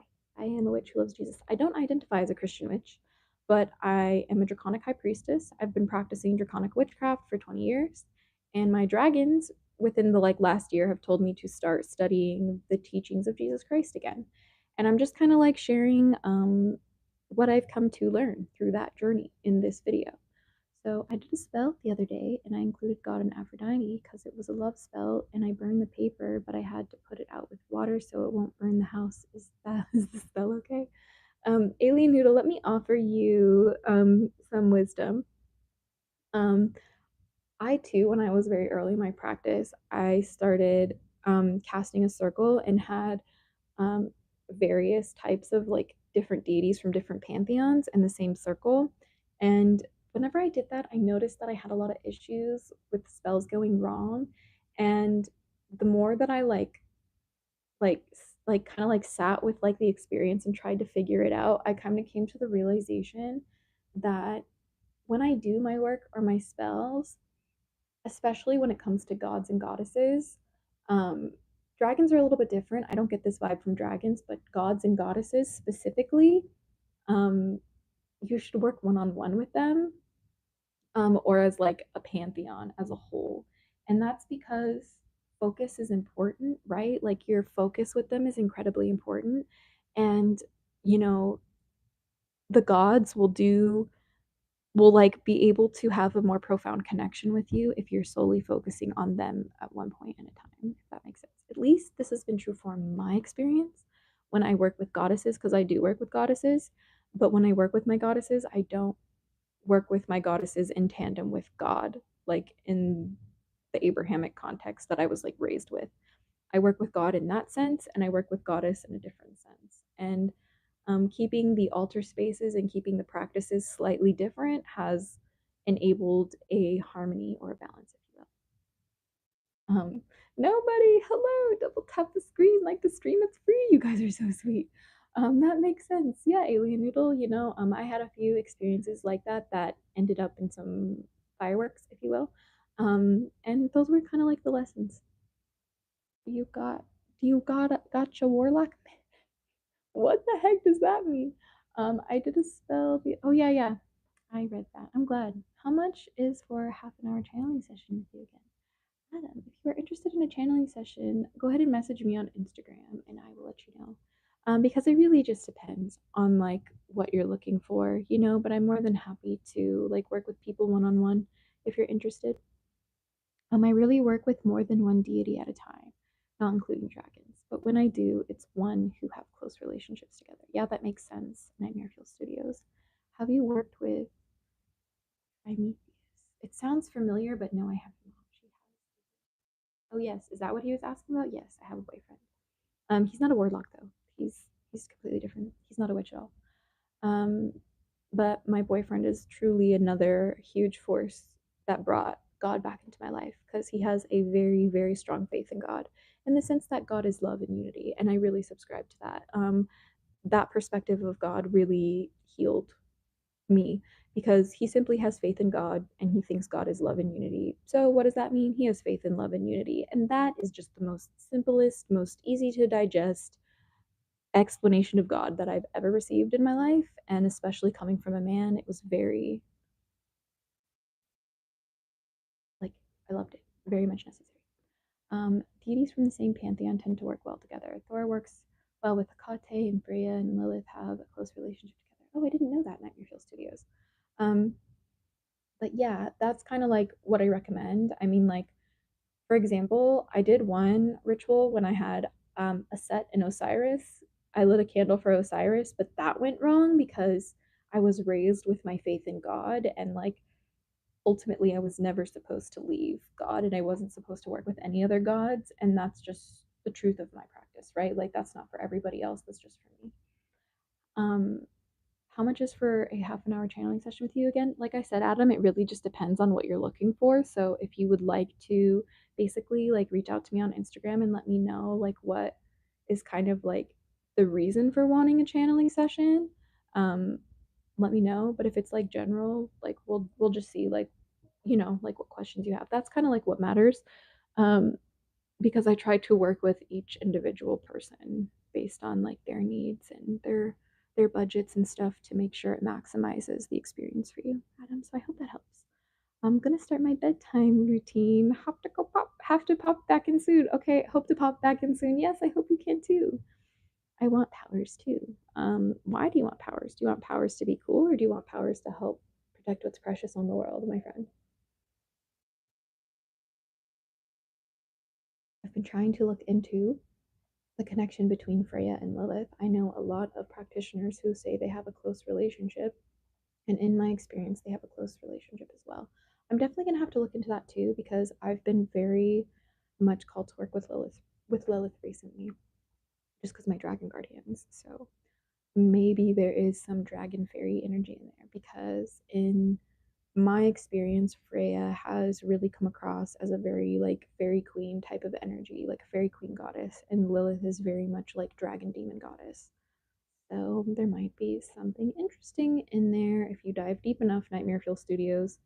It seems like Freya and Lilith work together like yin yang. Freya being the light and Lilith being the dark working together. See, that is exactly how I feel about fairies and dragons.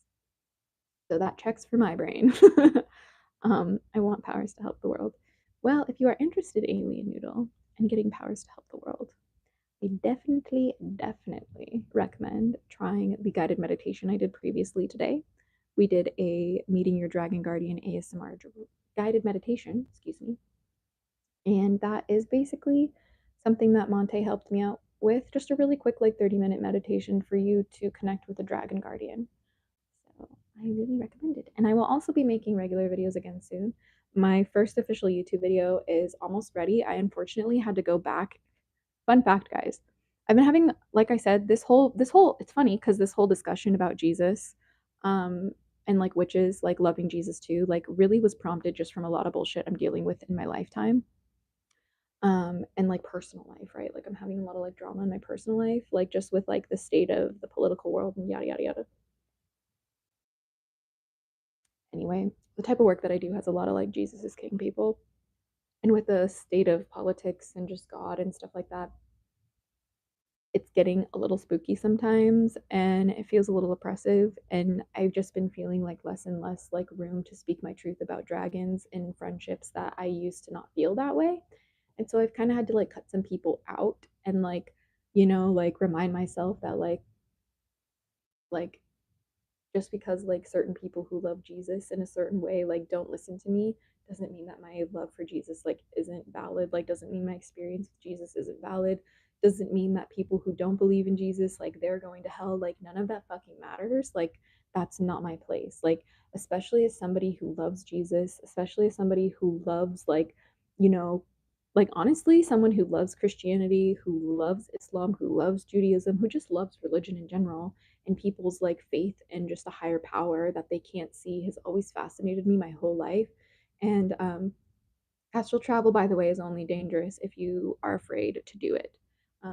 You just have to faith in yourself. You have to have faith in the process, right? It's also helpful to have some dragon guardians when you astral travel. So if you're afraid of astral travel, get connected with your dragon guardians. Um, that is where I like astral travel, and dreaming is where I see my guardians like in the sense I see what they look like. If that makes sense. It makes sense. Esoteric? Yes. I love the esoteric stuff. Um, anyway, all I was just rambling about is like it's very much like a unique perspective and people are entitled to that. And I will literally die for help. And like my issue comes from in my life, my issue and my trauma in a religious context has always come from people who believe in Jesus as the God, as the Savior, as the Lord, that I have to submit or I go to hell if I don't worship. That has been the source of my disconnection from God ever since I was a child. And if it wasn't for my dragon guardians, I would have never healed that. No. So that has been my journey. And I'm never going to shut the fuck up about it. Like I will not never stop. And like as soon as I am no longer in this physical human body, like I'm still going to talk about it in the spirit world, you know? Can you do a guided astral, or what techniques do you use? I could try and do a guided astral meditation with pickle chips. That might be fun.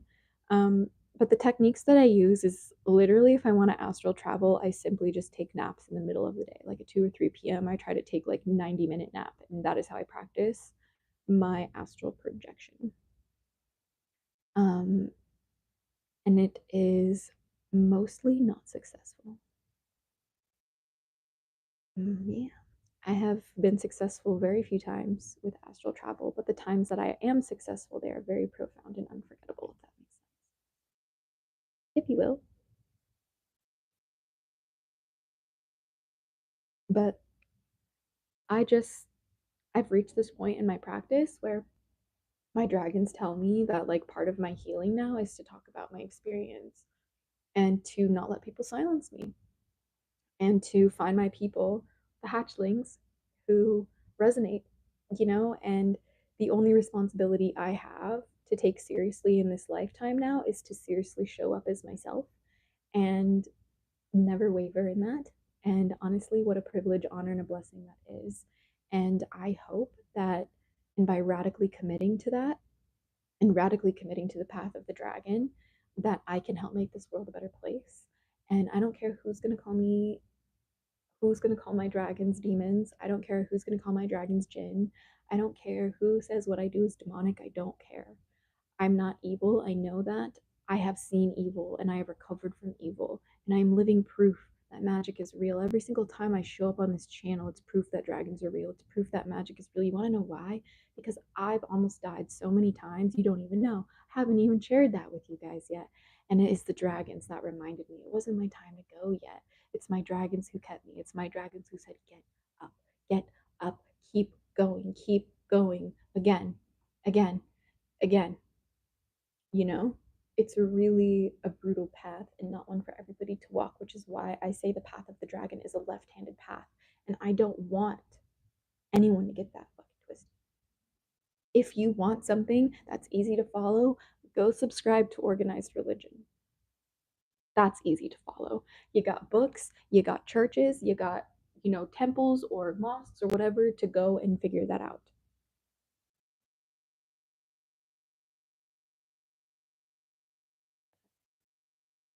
That's mostly what I got for you. What other astral beings do you encounter? My ancestors and other mythical creatures, mostly dragons.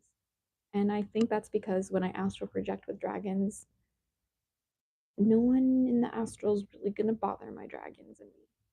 That's just how dragons work.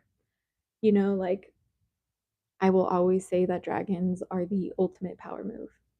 I might be biased. I will tell you I am biased, but I'm also correct. Fun fact: dragons are the best ally to have in witchcraft. Um, I don't make the rules. I'm just here to let you know. I don't care what fears you have when it comes to spirits. Dragons are the answer. Some people feel like, oh, are my dragons like, or something pretending to be a dragon? It's hard to pretend to be a dragon. Um, it's undeniable when you have a dragon in your space. This is what I hear time and time again from my dragon guardians. And I too have encountered spirits that try to portray themselves as dragons and they never can radiate the same way. So I hope that, that happened. I hope that like helps, if you will. I put my candles out with my fingers, actually. I know that might seem a little crazy, but I don't recommend doing that unless you are a professional witch like I am. Dragon Benji, welcome back to your daily dose dragon. The sound is a little weird. Okay, can you hear me now? Is it better now? I'm using a microphone, but it might be dying. Is my microphone dying?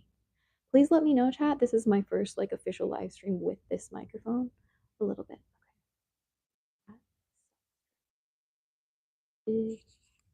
How are you? Let's see. Hold on. Maybe it's the fact that because like this microphone is a little bit like.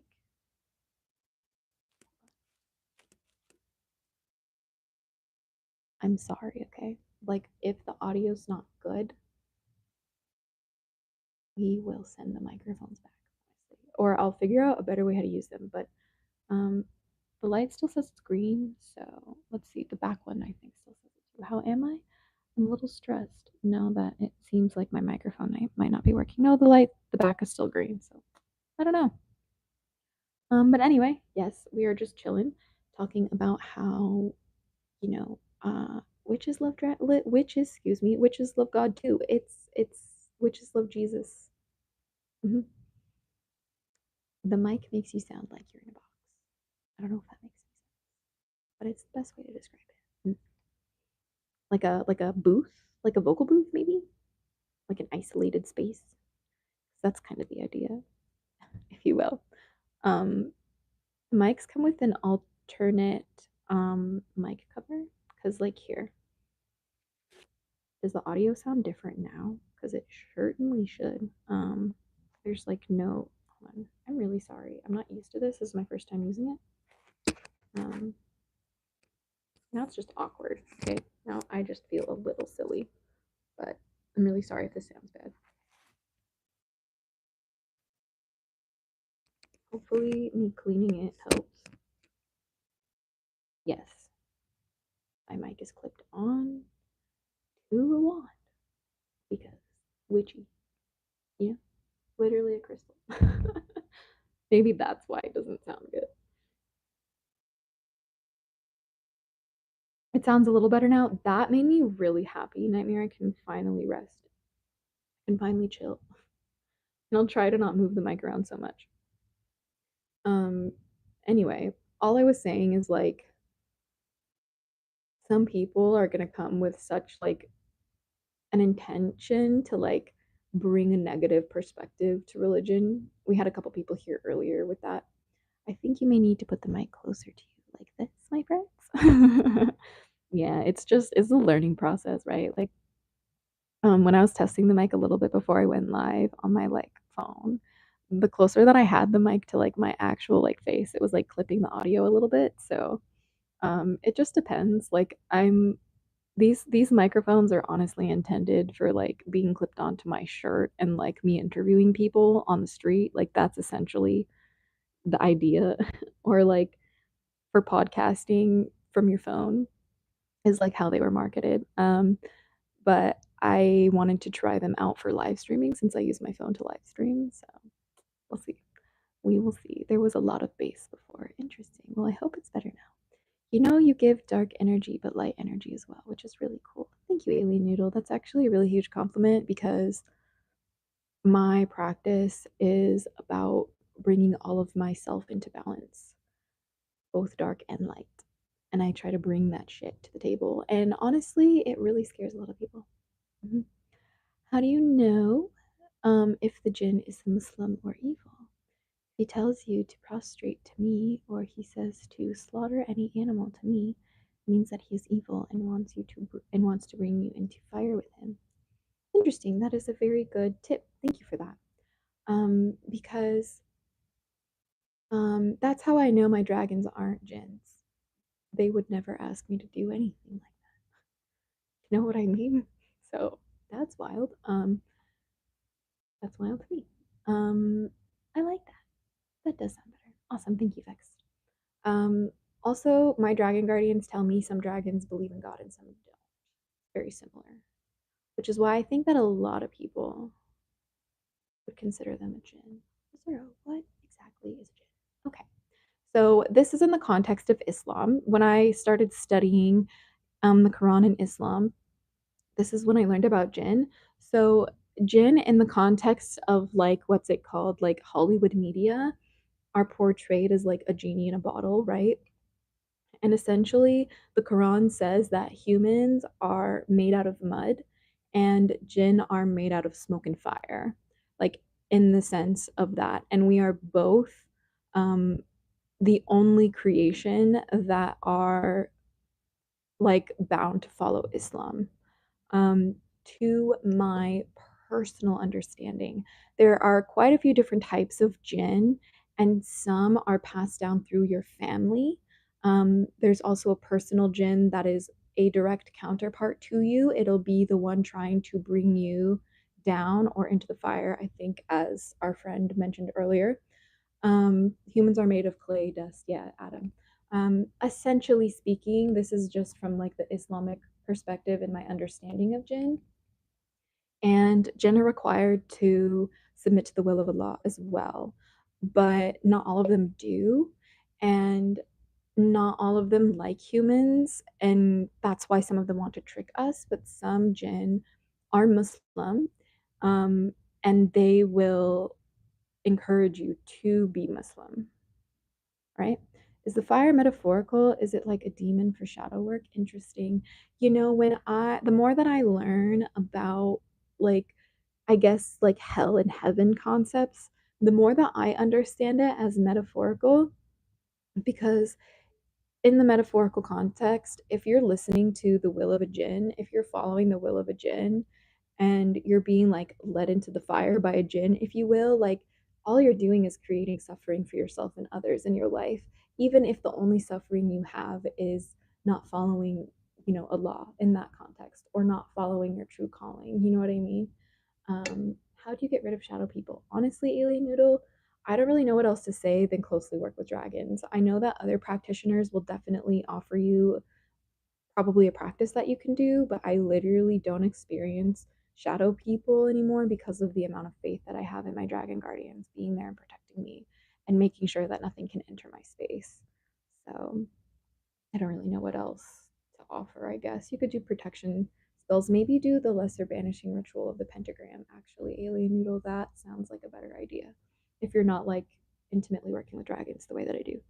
Um, but yeah, it's all about balance between light and dark. The yin yang perfectly symbolizes this. Yes. This is why I'm also very inclined to research Taoism and this in the teachings of that. Um, and the symbol of like yin yang, like it's supposed to represent balance, but notice how it's not just a circle with a straight line in the middle. It's a curved line, and some of the dark is in the light, and some of the light is in the dark, and that's exactly us too. You know, like there's light in our darkness, there's darkness in our light, and that's for those who have eyes to see and ears to hear. Like the ones who really get it will understand that. I just started working with them dragons. Awesome. Then the more you cultivate that practice, alien, the less you will see shadow people. I'm willing to nearly guarantee that. And if you don't, let me know because that would really surprise me. I used to see shadow people all the time when I started practicing. Then I started taking protection magic more seriously, and I haven't seen any since. Yeah, well, then there you go. Um, Alien Noodle, do work with the dragons, do the protection magic, and just really get that foundation of your practice solidified. And then you'll stop seeing the shadow people because the shadow people are usually just curious spirits interested in you tapping into your gifts. It's just fascinating to watch on the other side of the spiritual world, you know? So you become a beacon essentially if you're not doing the proper protection practices, or unless you are closely working with extraordinarily protective gods, right? Now you're slowly starting to sound like an alien. I am an alien. Do you mean that my microphone is bad? Hello? Do I sound technological? Is my transmission not coming through? My mic is still green, so there's that. Um, I'm more than open to it stopped now, but for a second there was making weird noises. Yeah, Nightmare Fuel Studios. I've had a little bit of those issues. I think it's when I move the mic too much. It like rattles a little bit because like it's just like clipped onto a wand. I'm gonna have to like find a better way. I tried to clip it onto like my clothes, but like it wasn't like it was sounding muffled like in my like takes. This was the best way I should do it. You should get a mic stand. Yeah, no, I will. We're just kind of doing we're trying like temporary things, and also I'm trying these out because I got them mostly for when I'm on the go and not at home. I'm using them now just because like I wanted to try them, mostly for the ASMR, and I was trying to, you know, use this to make TikToks a little more like, you know, fun. Are you posting stuff on Amino? Yes, Alien Noodle. I will be posting on Amino before this month is over. I'm going to kind of like start back over there with introducing like just my daily dose of Dragon Feather, and then I'll be doing like posts again because that is something else my Dragon Guardians want me to do. Have you ever talked into one of those Halloween voice changers for a little bit? It sounded like one of those, but it stopped now. Oh my god, I love those so much. Sometimes Nightmare Fuel Studios, that can be a internet connection issue when you have mics, or like a Bluetooth issue when you have mics, because I'm using a wireless mic. It's not hardwired into my phone. So the audio is gonna probably not be as clear or as crisp as it could be. But like I plan on, you know, eventually having a live streaming setup where I have a proper mic that's plugged directly into my computer. So I like is live recording on my computer. So it's like perfect quality. But you know, we have a journey to get there. And I hope that this little mic can entertain us for today because I am having a lot of fun holding a little wand with a microphone. It's actually adorable. Um, Bringing me a lot of joy. I hope that you enjoyed as much as I do because a mini mic, come on. Mini mics are adorable. I just look at him. Look at him. I need to start chatting in the amino again. I need to interview the hatchlings to deep dive into some other things I'm trying to learn about, like Lilith and Freya, I mentioned earlier. Yeah, Nightmare Fuel Studios, absolutely. What drink are you drinking? It is an Alani. Um, I full disclosure, Alani sent me these for free. So I'm just trying them. I'm not a really big fan of energy drinks, but I've had a pretty hectic couple days. I've just been like going to a bunch of different like shows like back to back, and it's been a lot. So we're like trying to come back to normal, and I needed some caffeine today, so hence the Alani. You know, I don't recommend you drink this though, so I hope that you know that. A lot of the stuff I've learned on my path, I learned from chatting with other practitioners and seeing the similar experiences we've all had with our deities and dragons. I feel the same way Nightmare Fuel Studios. Not gonna lie, Amino kind of scares me. You're totally right for that. Cheers to that comment. Amino scares the fuck out of me. Woo! Most of my internet trauma comes from Amino, believe it or not. Amino, then fucking Twitter, okay? Like actually. Like actually. There's a lot of like people on Amino who like it's very clicky on Amino. Does that make sense? Um, Especially when it comes to the dragon practices and the like mythological practices with like fairies and unicorns and stuff like that. There's a lot of like, I guess, and like Christian witches too, right? There's like a lot of like interpersonal like witchy hate on Amino for like being any sort of different. Like that is why I sincerely made the Hatchling clan, because the only reason why I knew about Amino, fun fact, is because they reached out to me and sponsored one of my videos to make a video about the pagans and witches Amino. I'm pretty sure my contracts are over time, so I can talk about this. If not, we're gonna find out what happens. I still love the Amino, okay? So please just go join the Hatchling clan or Unicoven instead of, any other one if you want to engage with like the hatchlings and me, right? Because I'm not on the other ones anymore. It's just I encountered too much hate. And then like I was getting sponsored by Amino to promote pagans and witches and create content. I was literally getting paid to make content for pagans and witches Amino. And like the mods and pagans and witches Amino were like banning me and like no, excuse me, striking me so I couldn't post for 3 days, and then like not putting my literal sponsored content on the like main page when like it was a mess. Okay, so that's why I ended up just making my own community and was just like deuces because I did not. I'm also intimidated by reaching out to people. I get social anxiety and worried I'm bothering people. Let me tell you something. That is not the case ever on the Hatchling Clan Amino. Everybody's so chill in the Hatchling Clan Amino. Although sometimes for a while in the Hatchling Clan Amino, there was like this hype where like while the clan was getting like really popular and a lot of traction, like there was this weird dynamic with some of the mods for a while. And there was like the only way I can really say it is that there was a coup actually in the Hatchling clan. I know that's crazy. I'll definitely talk about it one day, but like it was really traumatic when I was young. Because like I was still a child when it happened, pretty much, or like a young adult. I was like a teenager, like 18, 19 maybe. Maybe younger than that. I think younger than that. But like you know, now as an adult, like it's just ridiculous. Like I have no hard feelings for anybody who's involved. Like it was just like super internet like drama. Like it was like chronically online behavior. And it's kind of like made it really hard for me to jump back in the Hatchling clan because there's like so much like pain still there, I guess. But like I'm really getting into some Hatchling clan lore now. But yeah, we're definitely jumping back in there, and it's only because my dragon guardians are really present in my life, and excuse me, they're taking over my channel and they're taking over my social media now that I've reached a certain level in my practice as a draconic high priestess. Um, yes, the haters help with the algorithm. You're right, Dragon Benji. Can you ask Pickle Chips if if the mountain ranges had to do with anything with dragons?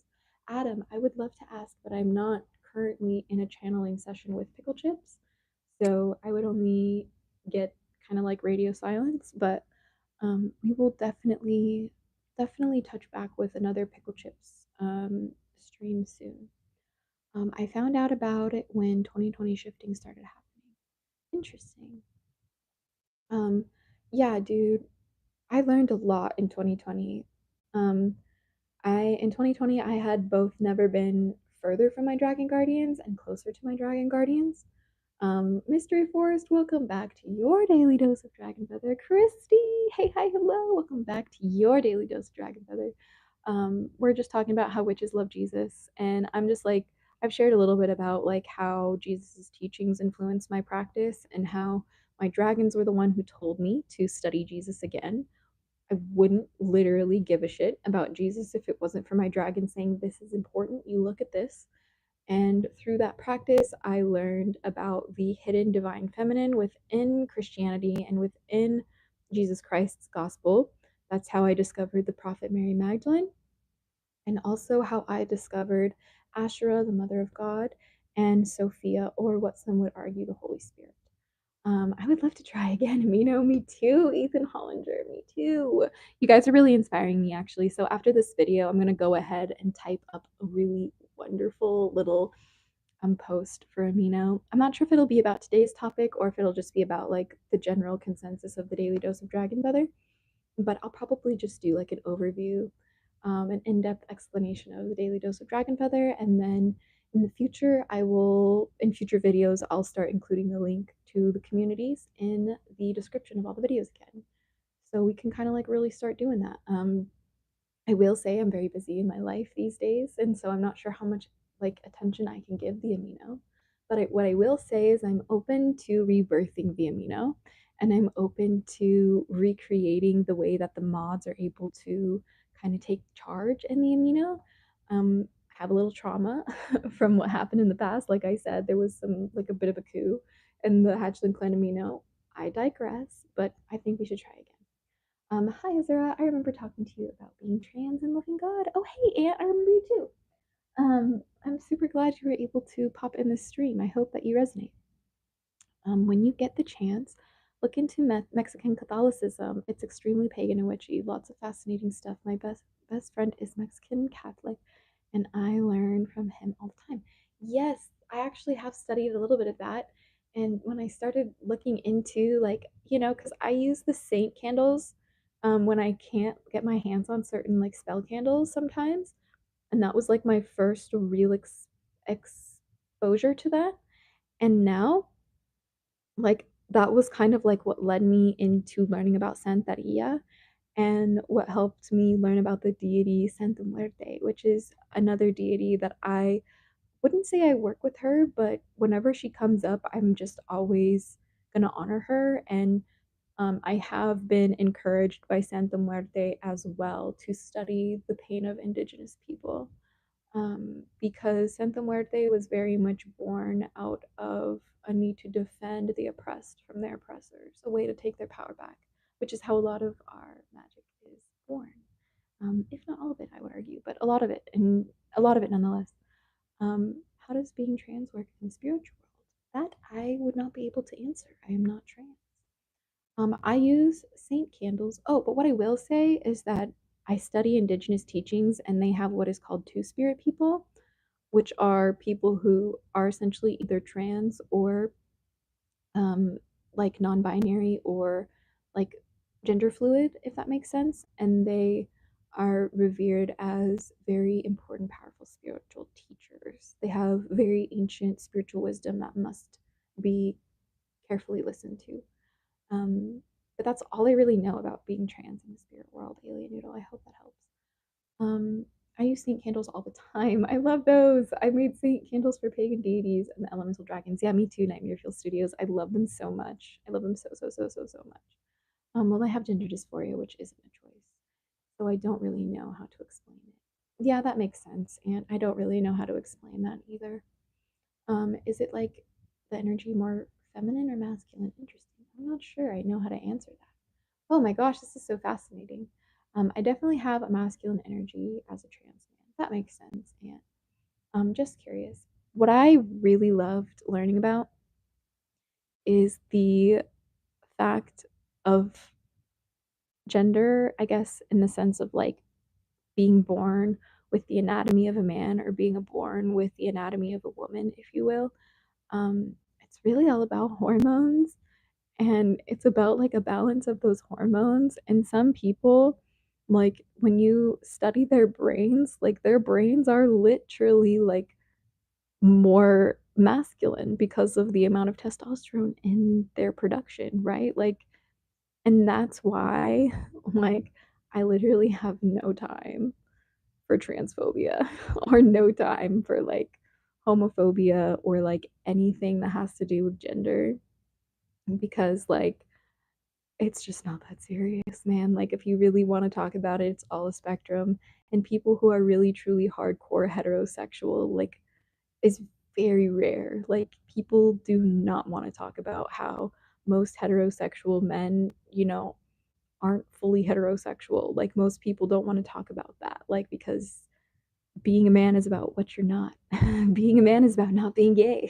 Like, it's really a whole thing we could dive into, but I want to learn more about Santeria. Yeah, me too, Alien Noodle. I love it so much.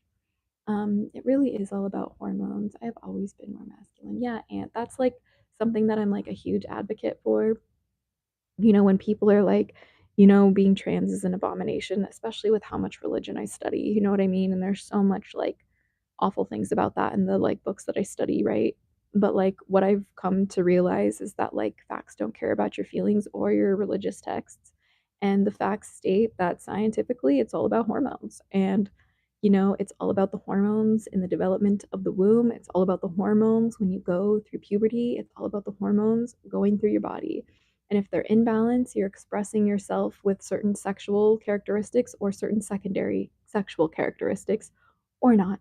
And it's really just a combination of all of it. And that's why everybody is so different and everybody expresses themselves so differently, which is probably why, as an autistic woman, sometimes I feel gender fluid. This might be a hot take, but like, because there has been links with autism having higher levels of testosterone for women.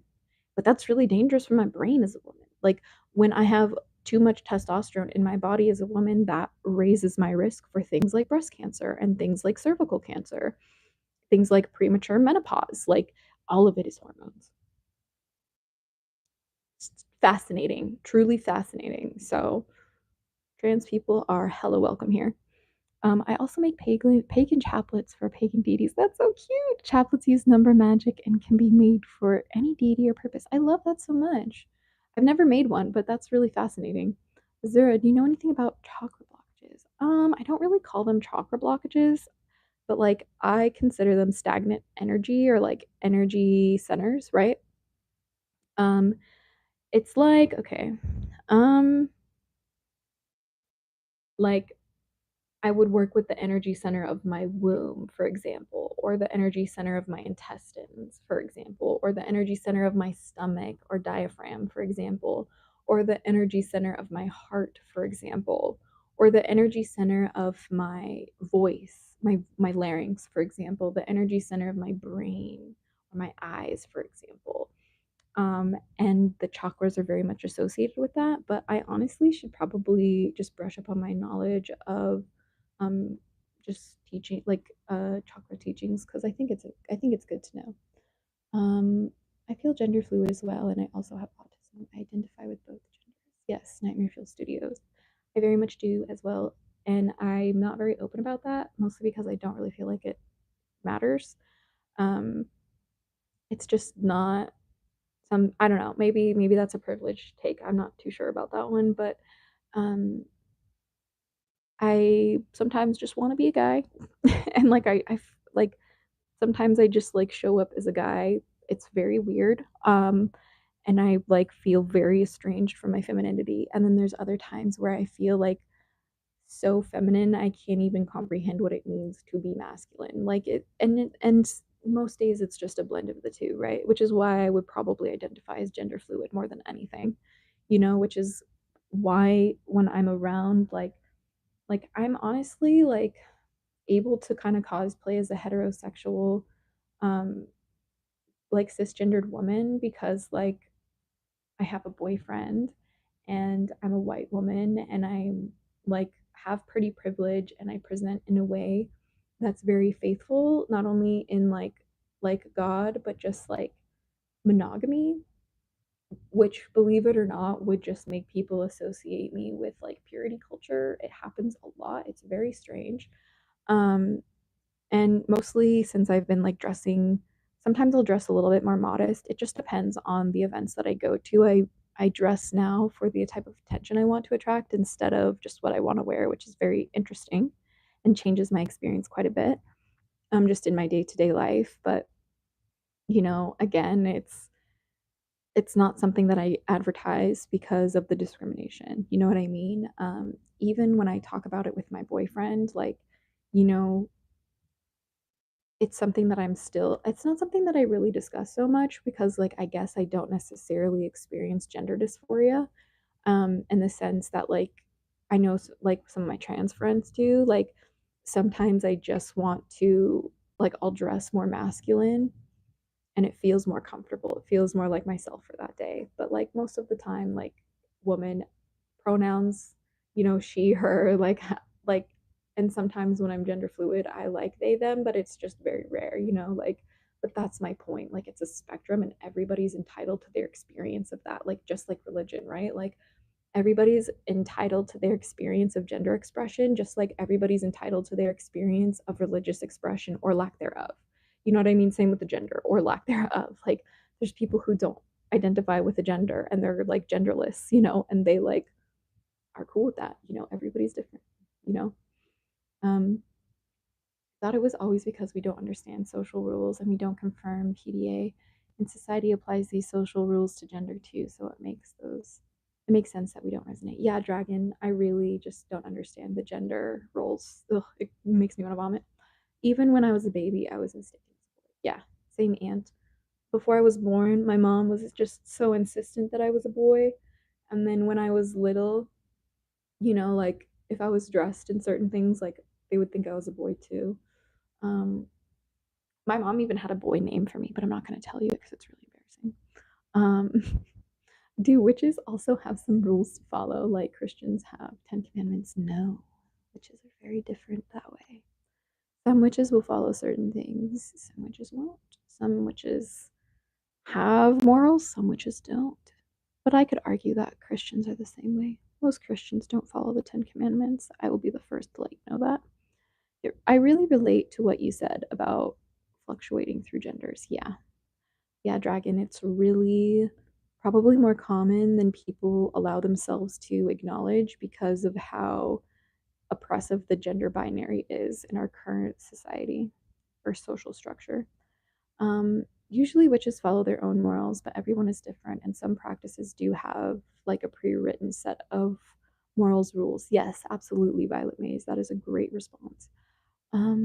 Also, gender roles change through time and vary from country to country. Decades ago, blue was for girls, pink was for men, because blue is relaxing, soothing color, and pink is exciting and strong. Ooh, I like that. That Dragon. I think it's really important to look at, cultural context with gender too, because it absolutely does change it. We don't really have rules. We just do what we feel is right, basically, for the most part. Yeah, that's how I feel Nightmare Fuel Studios. Like, for me, Mystery Forest, like, as a draconic witch, the only rules I have to follow are the ones that my dragons give me. And certain dragons will give me rules to follow, and it's up to me to, um, like, conform to said rules or not. And if I conform to said rules, then I get to work with that dragon guardian, hopefully. And if I don't do what, like, said dragon tells me to do, then that's just a dragon I don't work with. And I've had many dragons that I have purposefully turned down because I did not resonate with what they wanted me to do in my practice. That makes sense.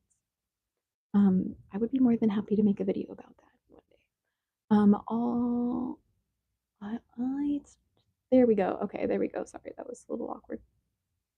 Which is why the first few Disney heroines were all wearing blue. See, that dragon makes a lot of sense.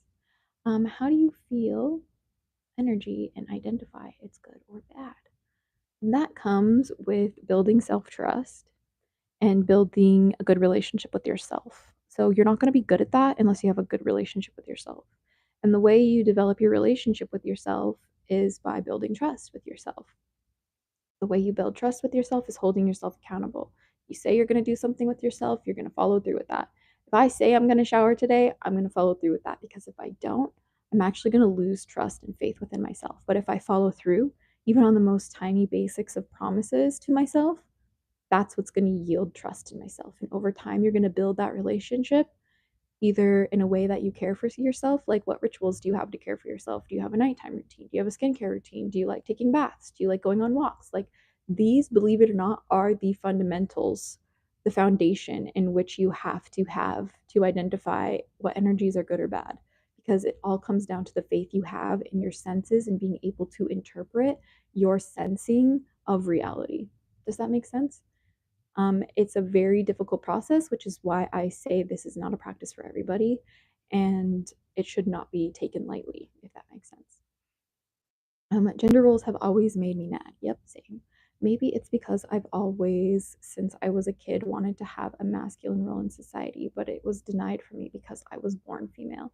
Yeah, and I can't even imagine what that feels like. But I totally resonate, in the sense that like it's just like wild how like cutthroat the gender is like in our society, and like how as a woman, born a little girl, like how I was so indoctrinated to serve men, like especially with the religion that I was raised in, right? Like Mormonism, like I was raised to be a broodmare wife, slave, domestic slave for men. Ugh, ew, like I hate that shit. um you know like like I would not be with a man if he wasn't the absolute best man on the planet. Do you understand that? Like everything about my man is better than any other man, and I'm willing to die on that hill. And that's why I am loyal to him, right? Because I just have never seen anyone like him, okay? That is the only time that I feel like, after what I've been through and my religious trauma, that is the only time a man is worthy to have a seat at my table, is because like my whole life I've been indoctrinated to serve them on a silver platter at the expense of me and my well-being and my life and my health, and I just don't subscribe. um yes, please, I'm very interested about dragons giving guidelines. Yes, I would love to make a video about it. um but the gender roles are absolutely obnoxious, which is why I also really like dragons, because like, for example, pickle chips is like, would be gender, like all dragons are gender fluid, but some of my dragons only present in a certain gender. Like for example, like Rosie is always going to present in a feminine way, like with feminine energy, just different types of feminine energy, but it's always like a feminine energy. Where like pickle chips, depending on when I'm working with pickle chips, will give me masculine energy, will give me feminine energy, will give me both, will give me neither, will give me just, it's very different every time I work with pickle chips. So that's very interesting in my personal experience. Can you talk a bit about auras and how you can feel other people's energy, both negative and positive? I honestly think that deserves its own video, chemicals and conversation. But what I will say is that the more you focus on collecting your own energy and sealing your own aura in your own space intentionally, the better you're going to be able to decipher who is like good intentions or bad intentions. And all you're doing is picking up on the quantum energy of their thought vibration, right? Like it's possible, but it takes practice. Is blood magic strong? Yes, it is. Let's see.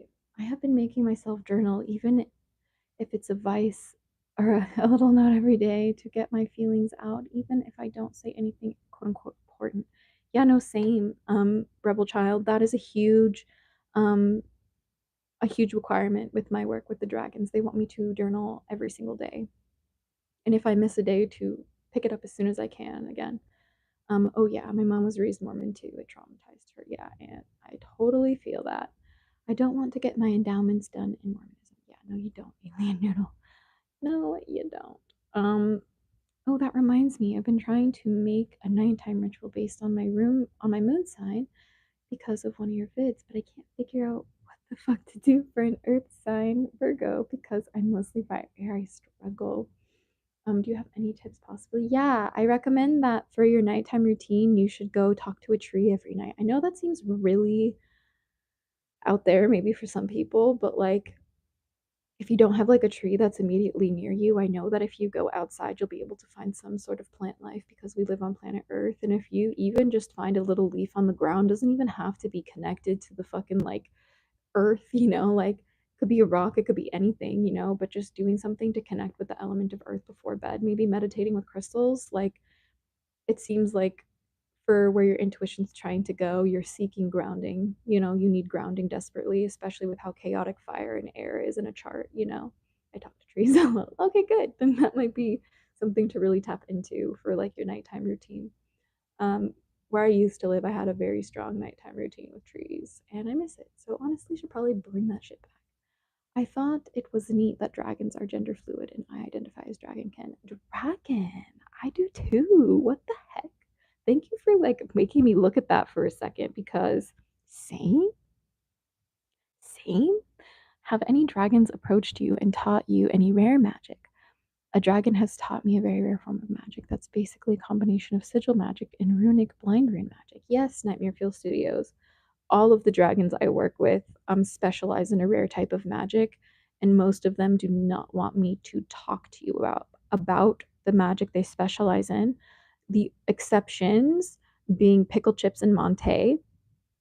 Pickle Chips teaches me alchemy, and Monte teaches me angelic magic, and like anything that has to do with like the angelic realm.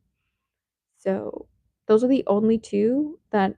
Oh, I mean, like in Rosie is like dragon fae, like dragon fairy magic is what I learned from Rosie. Um, but other than those three, I'm not really able to share the dragons that I work with and their specialties, but for now, that is the ones I work with. That was mad confirmation for me. Hell yeah, Rebel Child, that's what I love to hear. I read in my astrology chart that I attract the most luck whenever I do shadow work. Yes. Believe it or not, that is super important for all of us to do, but some of us can really use it to hack our lives into the best way possible, my friends. I try to do the same thing. We're not ready to hear about that rare magic. No, honestly, maybe not. But yes. The temple scares me. I don't like doing baptisms of the dead because I don't like the feeling of spirits going through me, and I just generally don't like going to the temple. Yeah, I hated going to the temple alien. It was such a fucking scary place to be for me. Um, my nervous system hated that shit. I'm not really supposed to talk about the magic I've been taught either. I'm in trouble for the comment I made. I said too much. No, it's okay, Nightmare Fuels. See, part of the practice that we do when we gain access to the arcane magics that our guardians teach us, the ultimate test after we gain access to that knowledge is having the discernment on when to share it. And, you know, like even I still sometimes overshare on my channel and I get in trouble too. And it's part of the experience when you intimately work with, something beyond the veil, that could either be ancestors or gods or goddesses or dragons or fairies or literally whatever, you know? But the point is to just take every opportunity, excuse me, everything that happens, every mistake as an opportunity to grow and learn and get better and evolve. And if you take that perspective with the mistakes you make, especially when you reveal too much, walking the path of the dragon, which I am absolutely guilty of, um, that's where the dragons find balance within you, is when you're able to have some of the humility about it and, learn from your mistakes. Do you think that one day you'll be allowed to share what you learned, like how DJ Conway did in her book, Not Just Dragons, The Fate too? I mean, I write everything that I learn in my personal books, and I'm not sure if I will pass those books on to a child or not. It's really just a matter of what time will tell. Hold on, I'm trying to fix my blanket here. It's only a matter of what like time will show. Um, I mean, I am working on books, but like everything that I share with the public, in the sense, at least for the most part, that I try with the public and within my books and my like videos and stuff like that, is I work with my dragon guardians to create a public friendly version of what I have discovered in my practice, and that's kind of where I can get past the knowledge sharing barrier, right? So everything that I've made in terms of like rituals or spells that you can try, like in my videos that I have made and will make in the future, all of that is from the perspective of working with my guardians to create a version for you, right? So even the actual words that I use are going to be slight variations of the real words that I use in the craft. And that has been because one of the things my dragons tell me is little seen gets more done. And all that means is speak you little, listen much, essentially. So I hope that, I'm like, do you get scolded? Sometimes, yeah. Um, But like at the end of the day, no, because my dragon guardians are encouraging of my mistakes in the sense that my dragons know that my mistakes are the greatest tools in me learning and evolving and growing. So it's the law of paradox essentially at work with that. I would love to write a book, but I'm a terrible writer. I need to find a small group of draconic practitioners to write a book together with. I also want to include different perspectives as well. You know what? It actually might be interesting to make to write a book that the hatchlings can submit their experiences with dragons too, and I can just include like a book of like all of your guys like all of these different perspectives of dragons, and then all the money from the book can be like raised for charity or something like that. Like, what do you guys think about that? Like, we can decide on like a cause to donate the money from the books to that just shares all of our perspective with dragons. I think that would be a wonderful thing. I really, really do. How does dragons look? Do they look like dragons in the movies? Yes, Mystery Force. Sometimes they do, sometimes they don't. Dragons really will come to you in whatever way you feel, in whatever way they feel you'll best receive them, right? So, dragons, first and foremost, are shapeshifters, right? More than anything else. I hope that makes sense. But um, I have a disability that makes reading difficult. Long story short, I can't stay focused long term while reading. It's why I learned from other practitioners. Nightmare Fuel Studios, that's exactly. I've had to develop a practice of writing, but most of what I write like on paper like is jumbled English because I have like dyslexia. Um and my spelling is abhorrent. I make a joke saying I'm a witch who can't spell. It's fucking hilarious. Subscribe. But um basically my dragons tell me it's a good practice and I really work on doing my cursive, but I have like a literal like bump on my finger from how much I write. Like I have like if you compare, like this one has a bump and this one doesn't. I hope you could hear me when I did that because I moved my mic, but yeah, the problem is, right, is like I'm not the best at writing that way. So like when it comes to like writing books or like writing material, I like to record video. And that's truly how my YouTube channel kind of started. It was essentially like a video book of shadows to see if magic was real.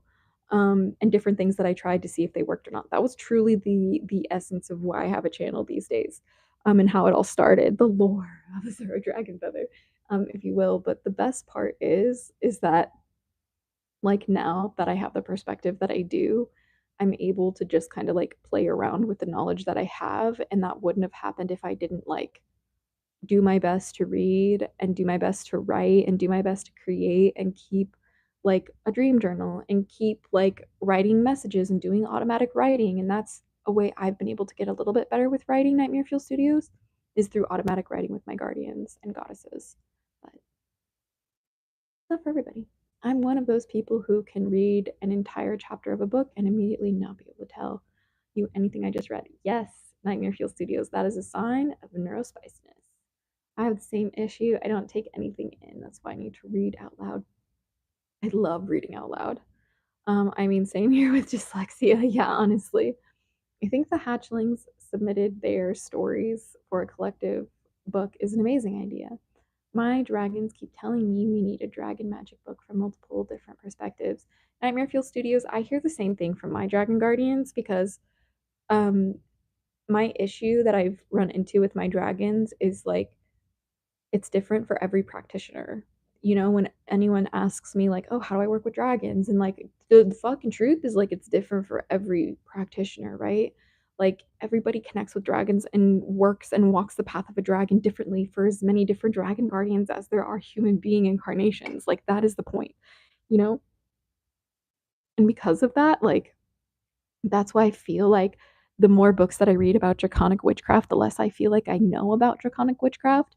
And the more that I, chase the lessons and the essence of my dragon guardians and look in the places where they point me, look for the clues that they leave me, try and find the signs that they're leaving all around in the symbols of reality, like that is where I feel more connected to dragon energy than anything. When I'm documenting my experience, that's when I feel draconic magic. Like, I don't feel it when I read a book. I don't feel it when I follow that. And that's why I stopped practicing the inner rings, because I like essentially outgrew it without finishing it to my standard, because like the dragons I was working with had other plans for me, and that's okay. Both practices are valid. Neither or is like right or wrong. Like, everyone's entitled to their own experience, especially with dragons, just anything. That's just our life, right? So that's where I'm coming from. I have that issue with math and number based information dyscalculia things. Oh man. See, all of these things, can come into play with the way we connect with our guardians, but it's about finding the medium that works best for you. And if like writing doesn't work best for you, then maybe painting does. Who knows? I don't, but I won't know unless I try. That's the whole point. I mentioned earlier the dragons want all of us to learn different things, and they want all these different teachings and perspectives compiled into a book. OMG, I'm so bad at math. Like bad. I failed algebra 3 times. Numbers confuse me so much. I love numbers because like my autistic ass like had a special interest in like math patterns, but that was probably my saving grace with math. Certain math is very confusing though. Fuck chemistry. Okay, moving on. Is it bad idea to go chasing haunted places? I would say yes. That is something my dragon guardians say no. Um, but that might just be the dragons I'm working with. I don't know. Who knows? LOL, when I was younger, I used to think witches flying on their magic broom. Oh, well, you don't even understand how deep the lore of witches flying on a broomstick goes. I will make a whole video about the lore of witches flying on broomsticks just for you, Mystery Forest. Christy, could a dragon be trying to connect with me sometimes? I see like two red dragon looking eyes when I meditate or close my eyes, specifically if I'm crying. It's very possible, Christy. We live in a world of possibilities, and I will say that when I connect with dragons in the waking world, I will usually see their eyes more than anything like in a visual sense. Otherwise, I'm not going to see them at all. It's going to be like a feeling, right? But if I do, it's going to be an eye. And the only exception to that is if I'm dreaming or in the astral world, then I'll see like a whole being. And very rarely will I see like a whole like in a psychic sense, like a whole like visual of a dragon while I'm like actually like awake like I am right now talking to you. Is it disrespectful to spirits to visit haunted house? I would say yes, but I'm sure some people would say no. The only reason that I would say it's not disrespectful is if you go there to help the suffering. But again, you have to be an extremely well educated professional to do work like that. So I cannot be an advocate for that kind of work. The words are where it's all for me. Y'all can have the math. You guys are so funny. My only saving grace with maths was being able to memorize numbers. Oh, timetables, yeah, that's fine. Um, but see, I just hit my stand. That's like a memorization skill more than math. Like math and calculating things is something that is not easy for everybody, you know. Are we able to learn telekinesis? I if you were to ask me 10 years ago, I would have said no, but today I think we live in a world of possibilities, and I don't know what I don't know until I know it. And what I don't know is if that's possible. And I do know that it's never happened according to my understanding, but I digress. If so, that means we can fly. There have been suggestions throughout folklore that certain gurus were able to meditate off the ground. Will I know this? No. But I will say these mythologies and these folk tales and these legends were some of the source material in the legend of Korra, with Zahir being able to fly. Fun fact. Um, but anyway, I kind of lost the ability when I started learning how to comprehend sarcasm. It seems like a fair trade. I love sarcasm, but it also gets me in trouble a lot. Seriously though, how ironic is it that I'm terrible at math, but I use number magic all the time? If you ask me, you're just practicing a different kind of math. Cheers to numerology. I'm serious, okay? I am serious. I really am. But we're totally off topic of the video right now. All I gotta say is that like witches love Jesus, okay? And like all witches are gonna practice their own way.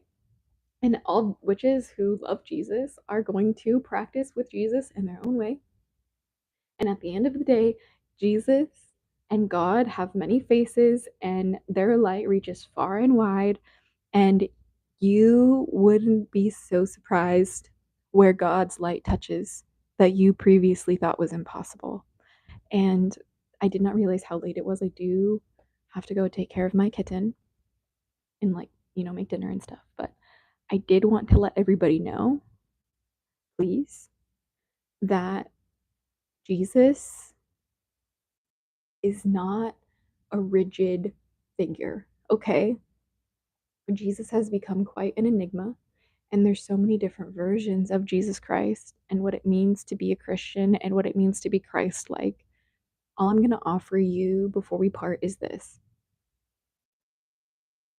treat other people the way you want to be treated. You know, like, some people would say Jesus is a deity in the sense of like Yeshua, right? Or Yahweh. One of the two. One of them is for Jesus, one of them is not for Jesus, one of them is for God. I forget. They confuse me. But all I'm going to say is that some people do work with Jesus as a God, and that's totally fair. You know what I mean? But like what I don't resonate with is Jesus being a God that I worship. That's not for me. But I do think Jesus was a prophet of God in my personal perspective, and I love the teachings that Jesus has left us with. And I try my best to learn and to try and incorporate that into my life. And honestly, ever since I've done that, it's been a very good experience for me. So Yeshua is Jesus and Yahweh is God. Thank you, Nightmare Fuel Studios. I knew I was onto something. But also treat yourself the way you want to be treated. Exactly, Violet Maze. That's a very good point. So thank you guys so much for watching. I hope you enjoyed. If you missed my guided meditation for meeting your dragon guardian, please click the previous live. I'm sure you would love it. It was so much fun. Monte was being channeled for that guided meditation.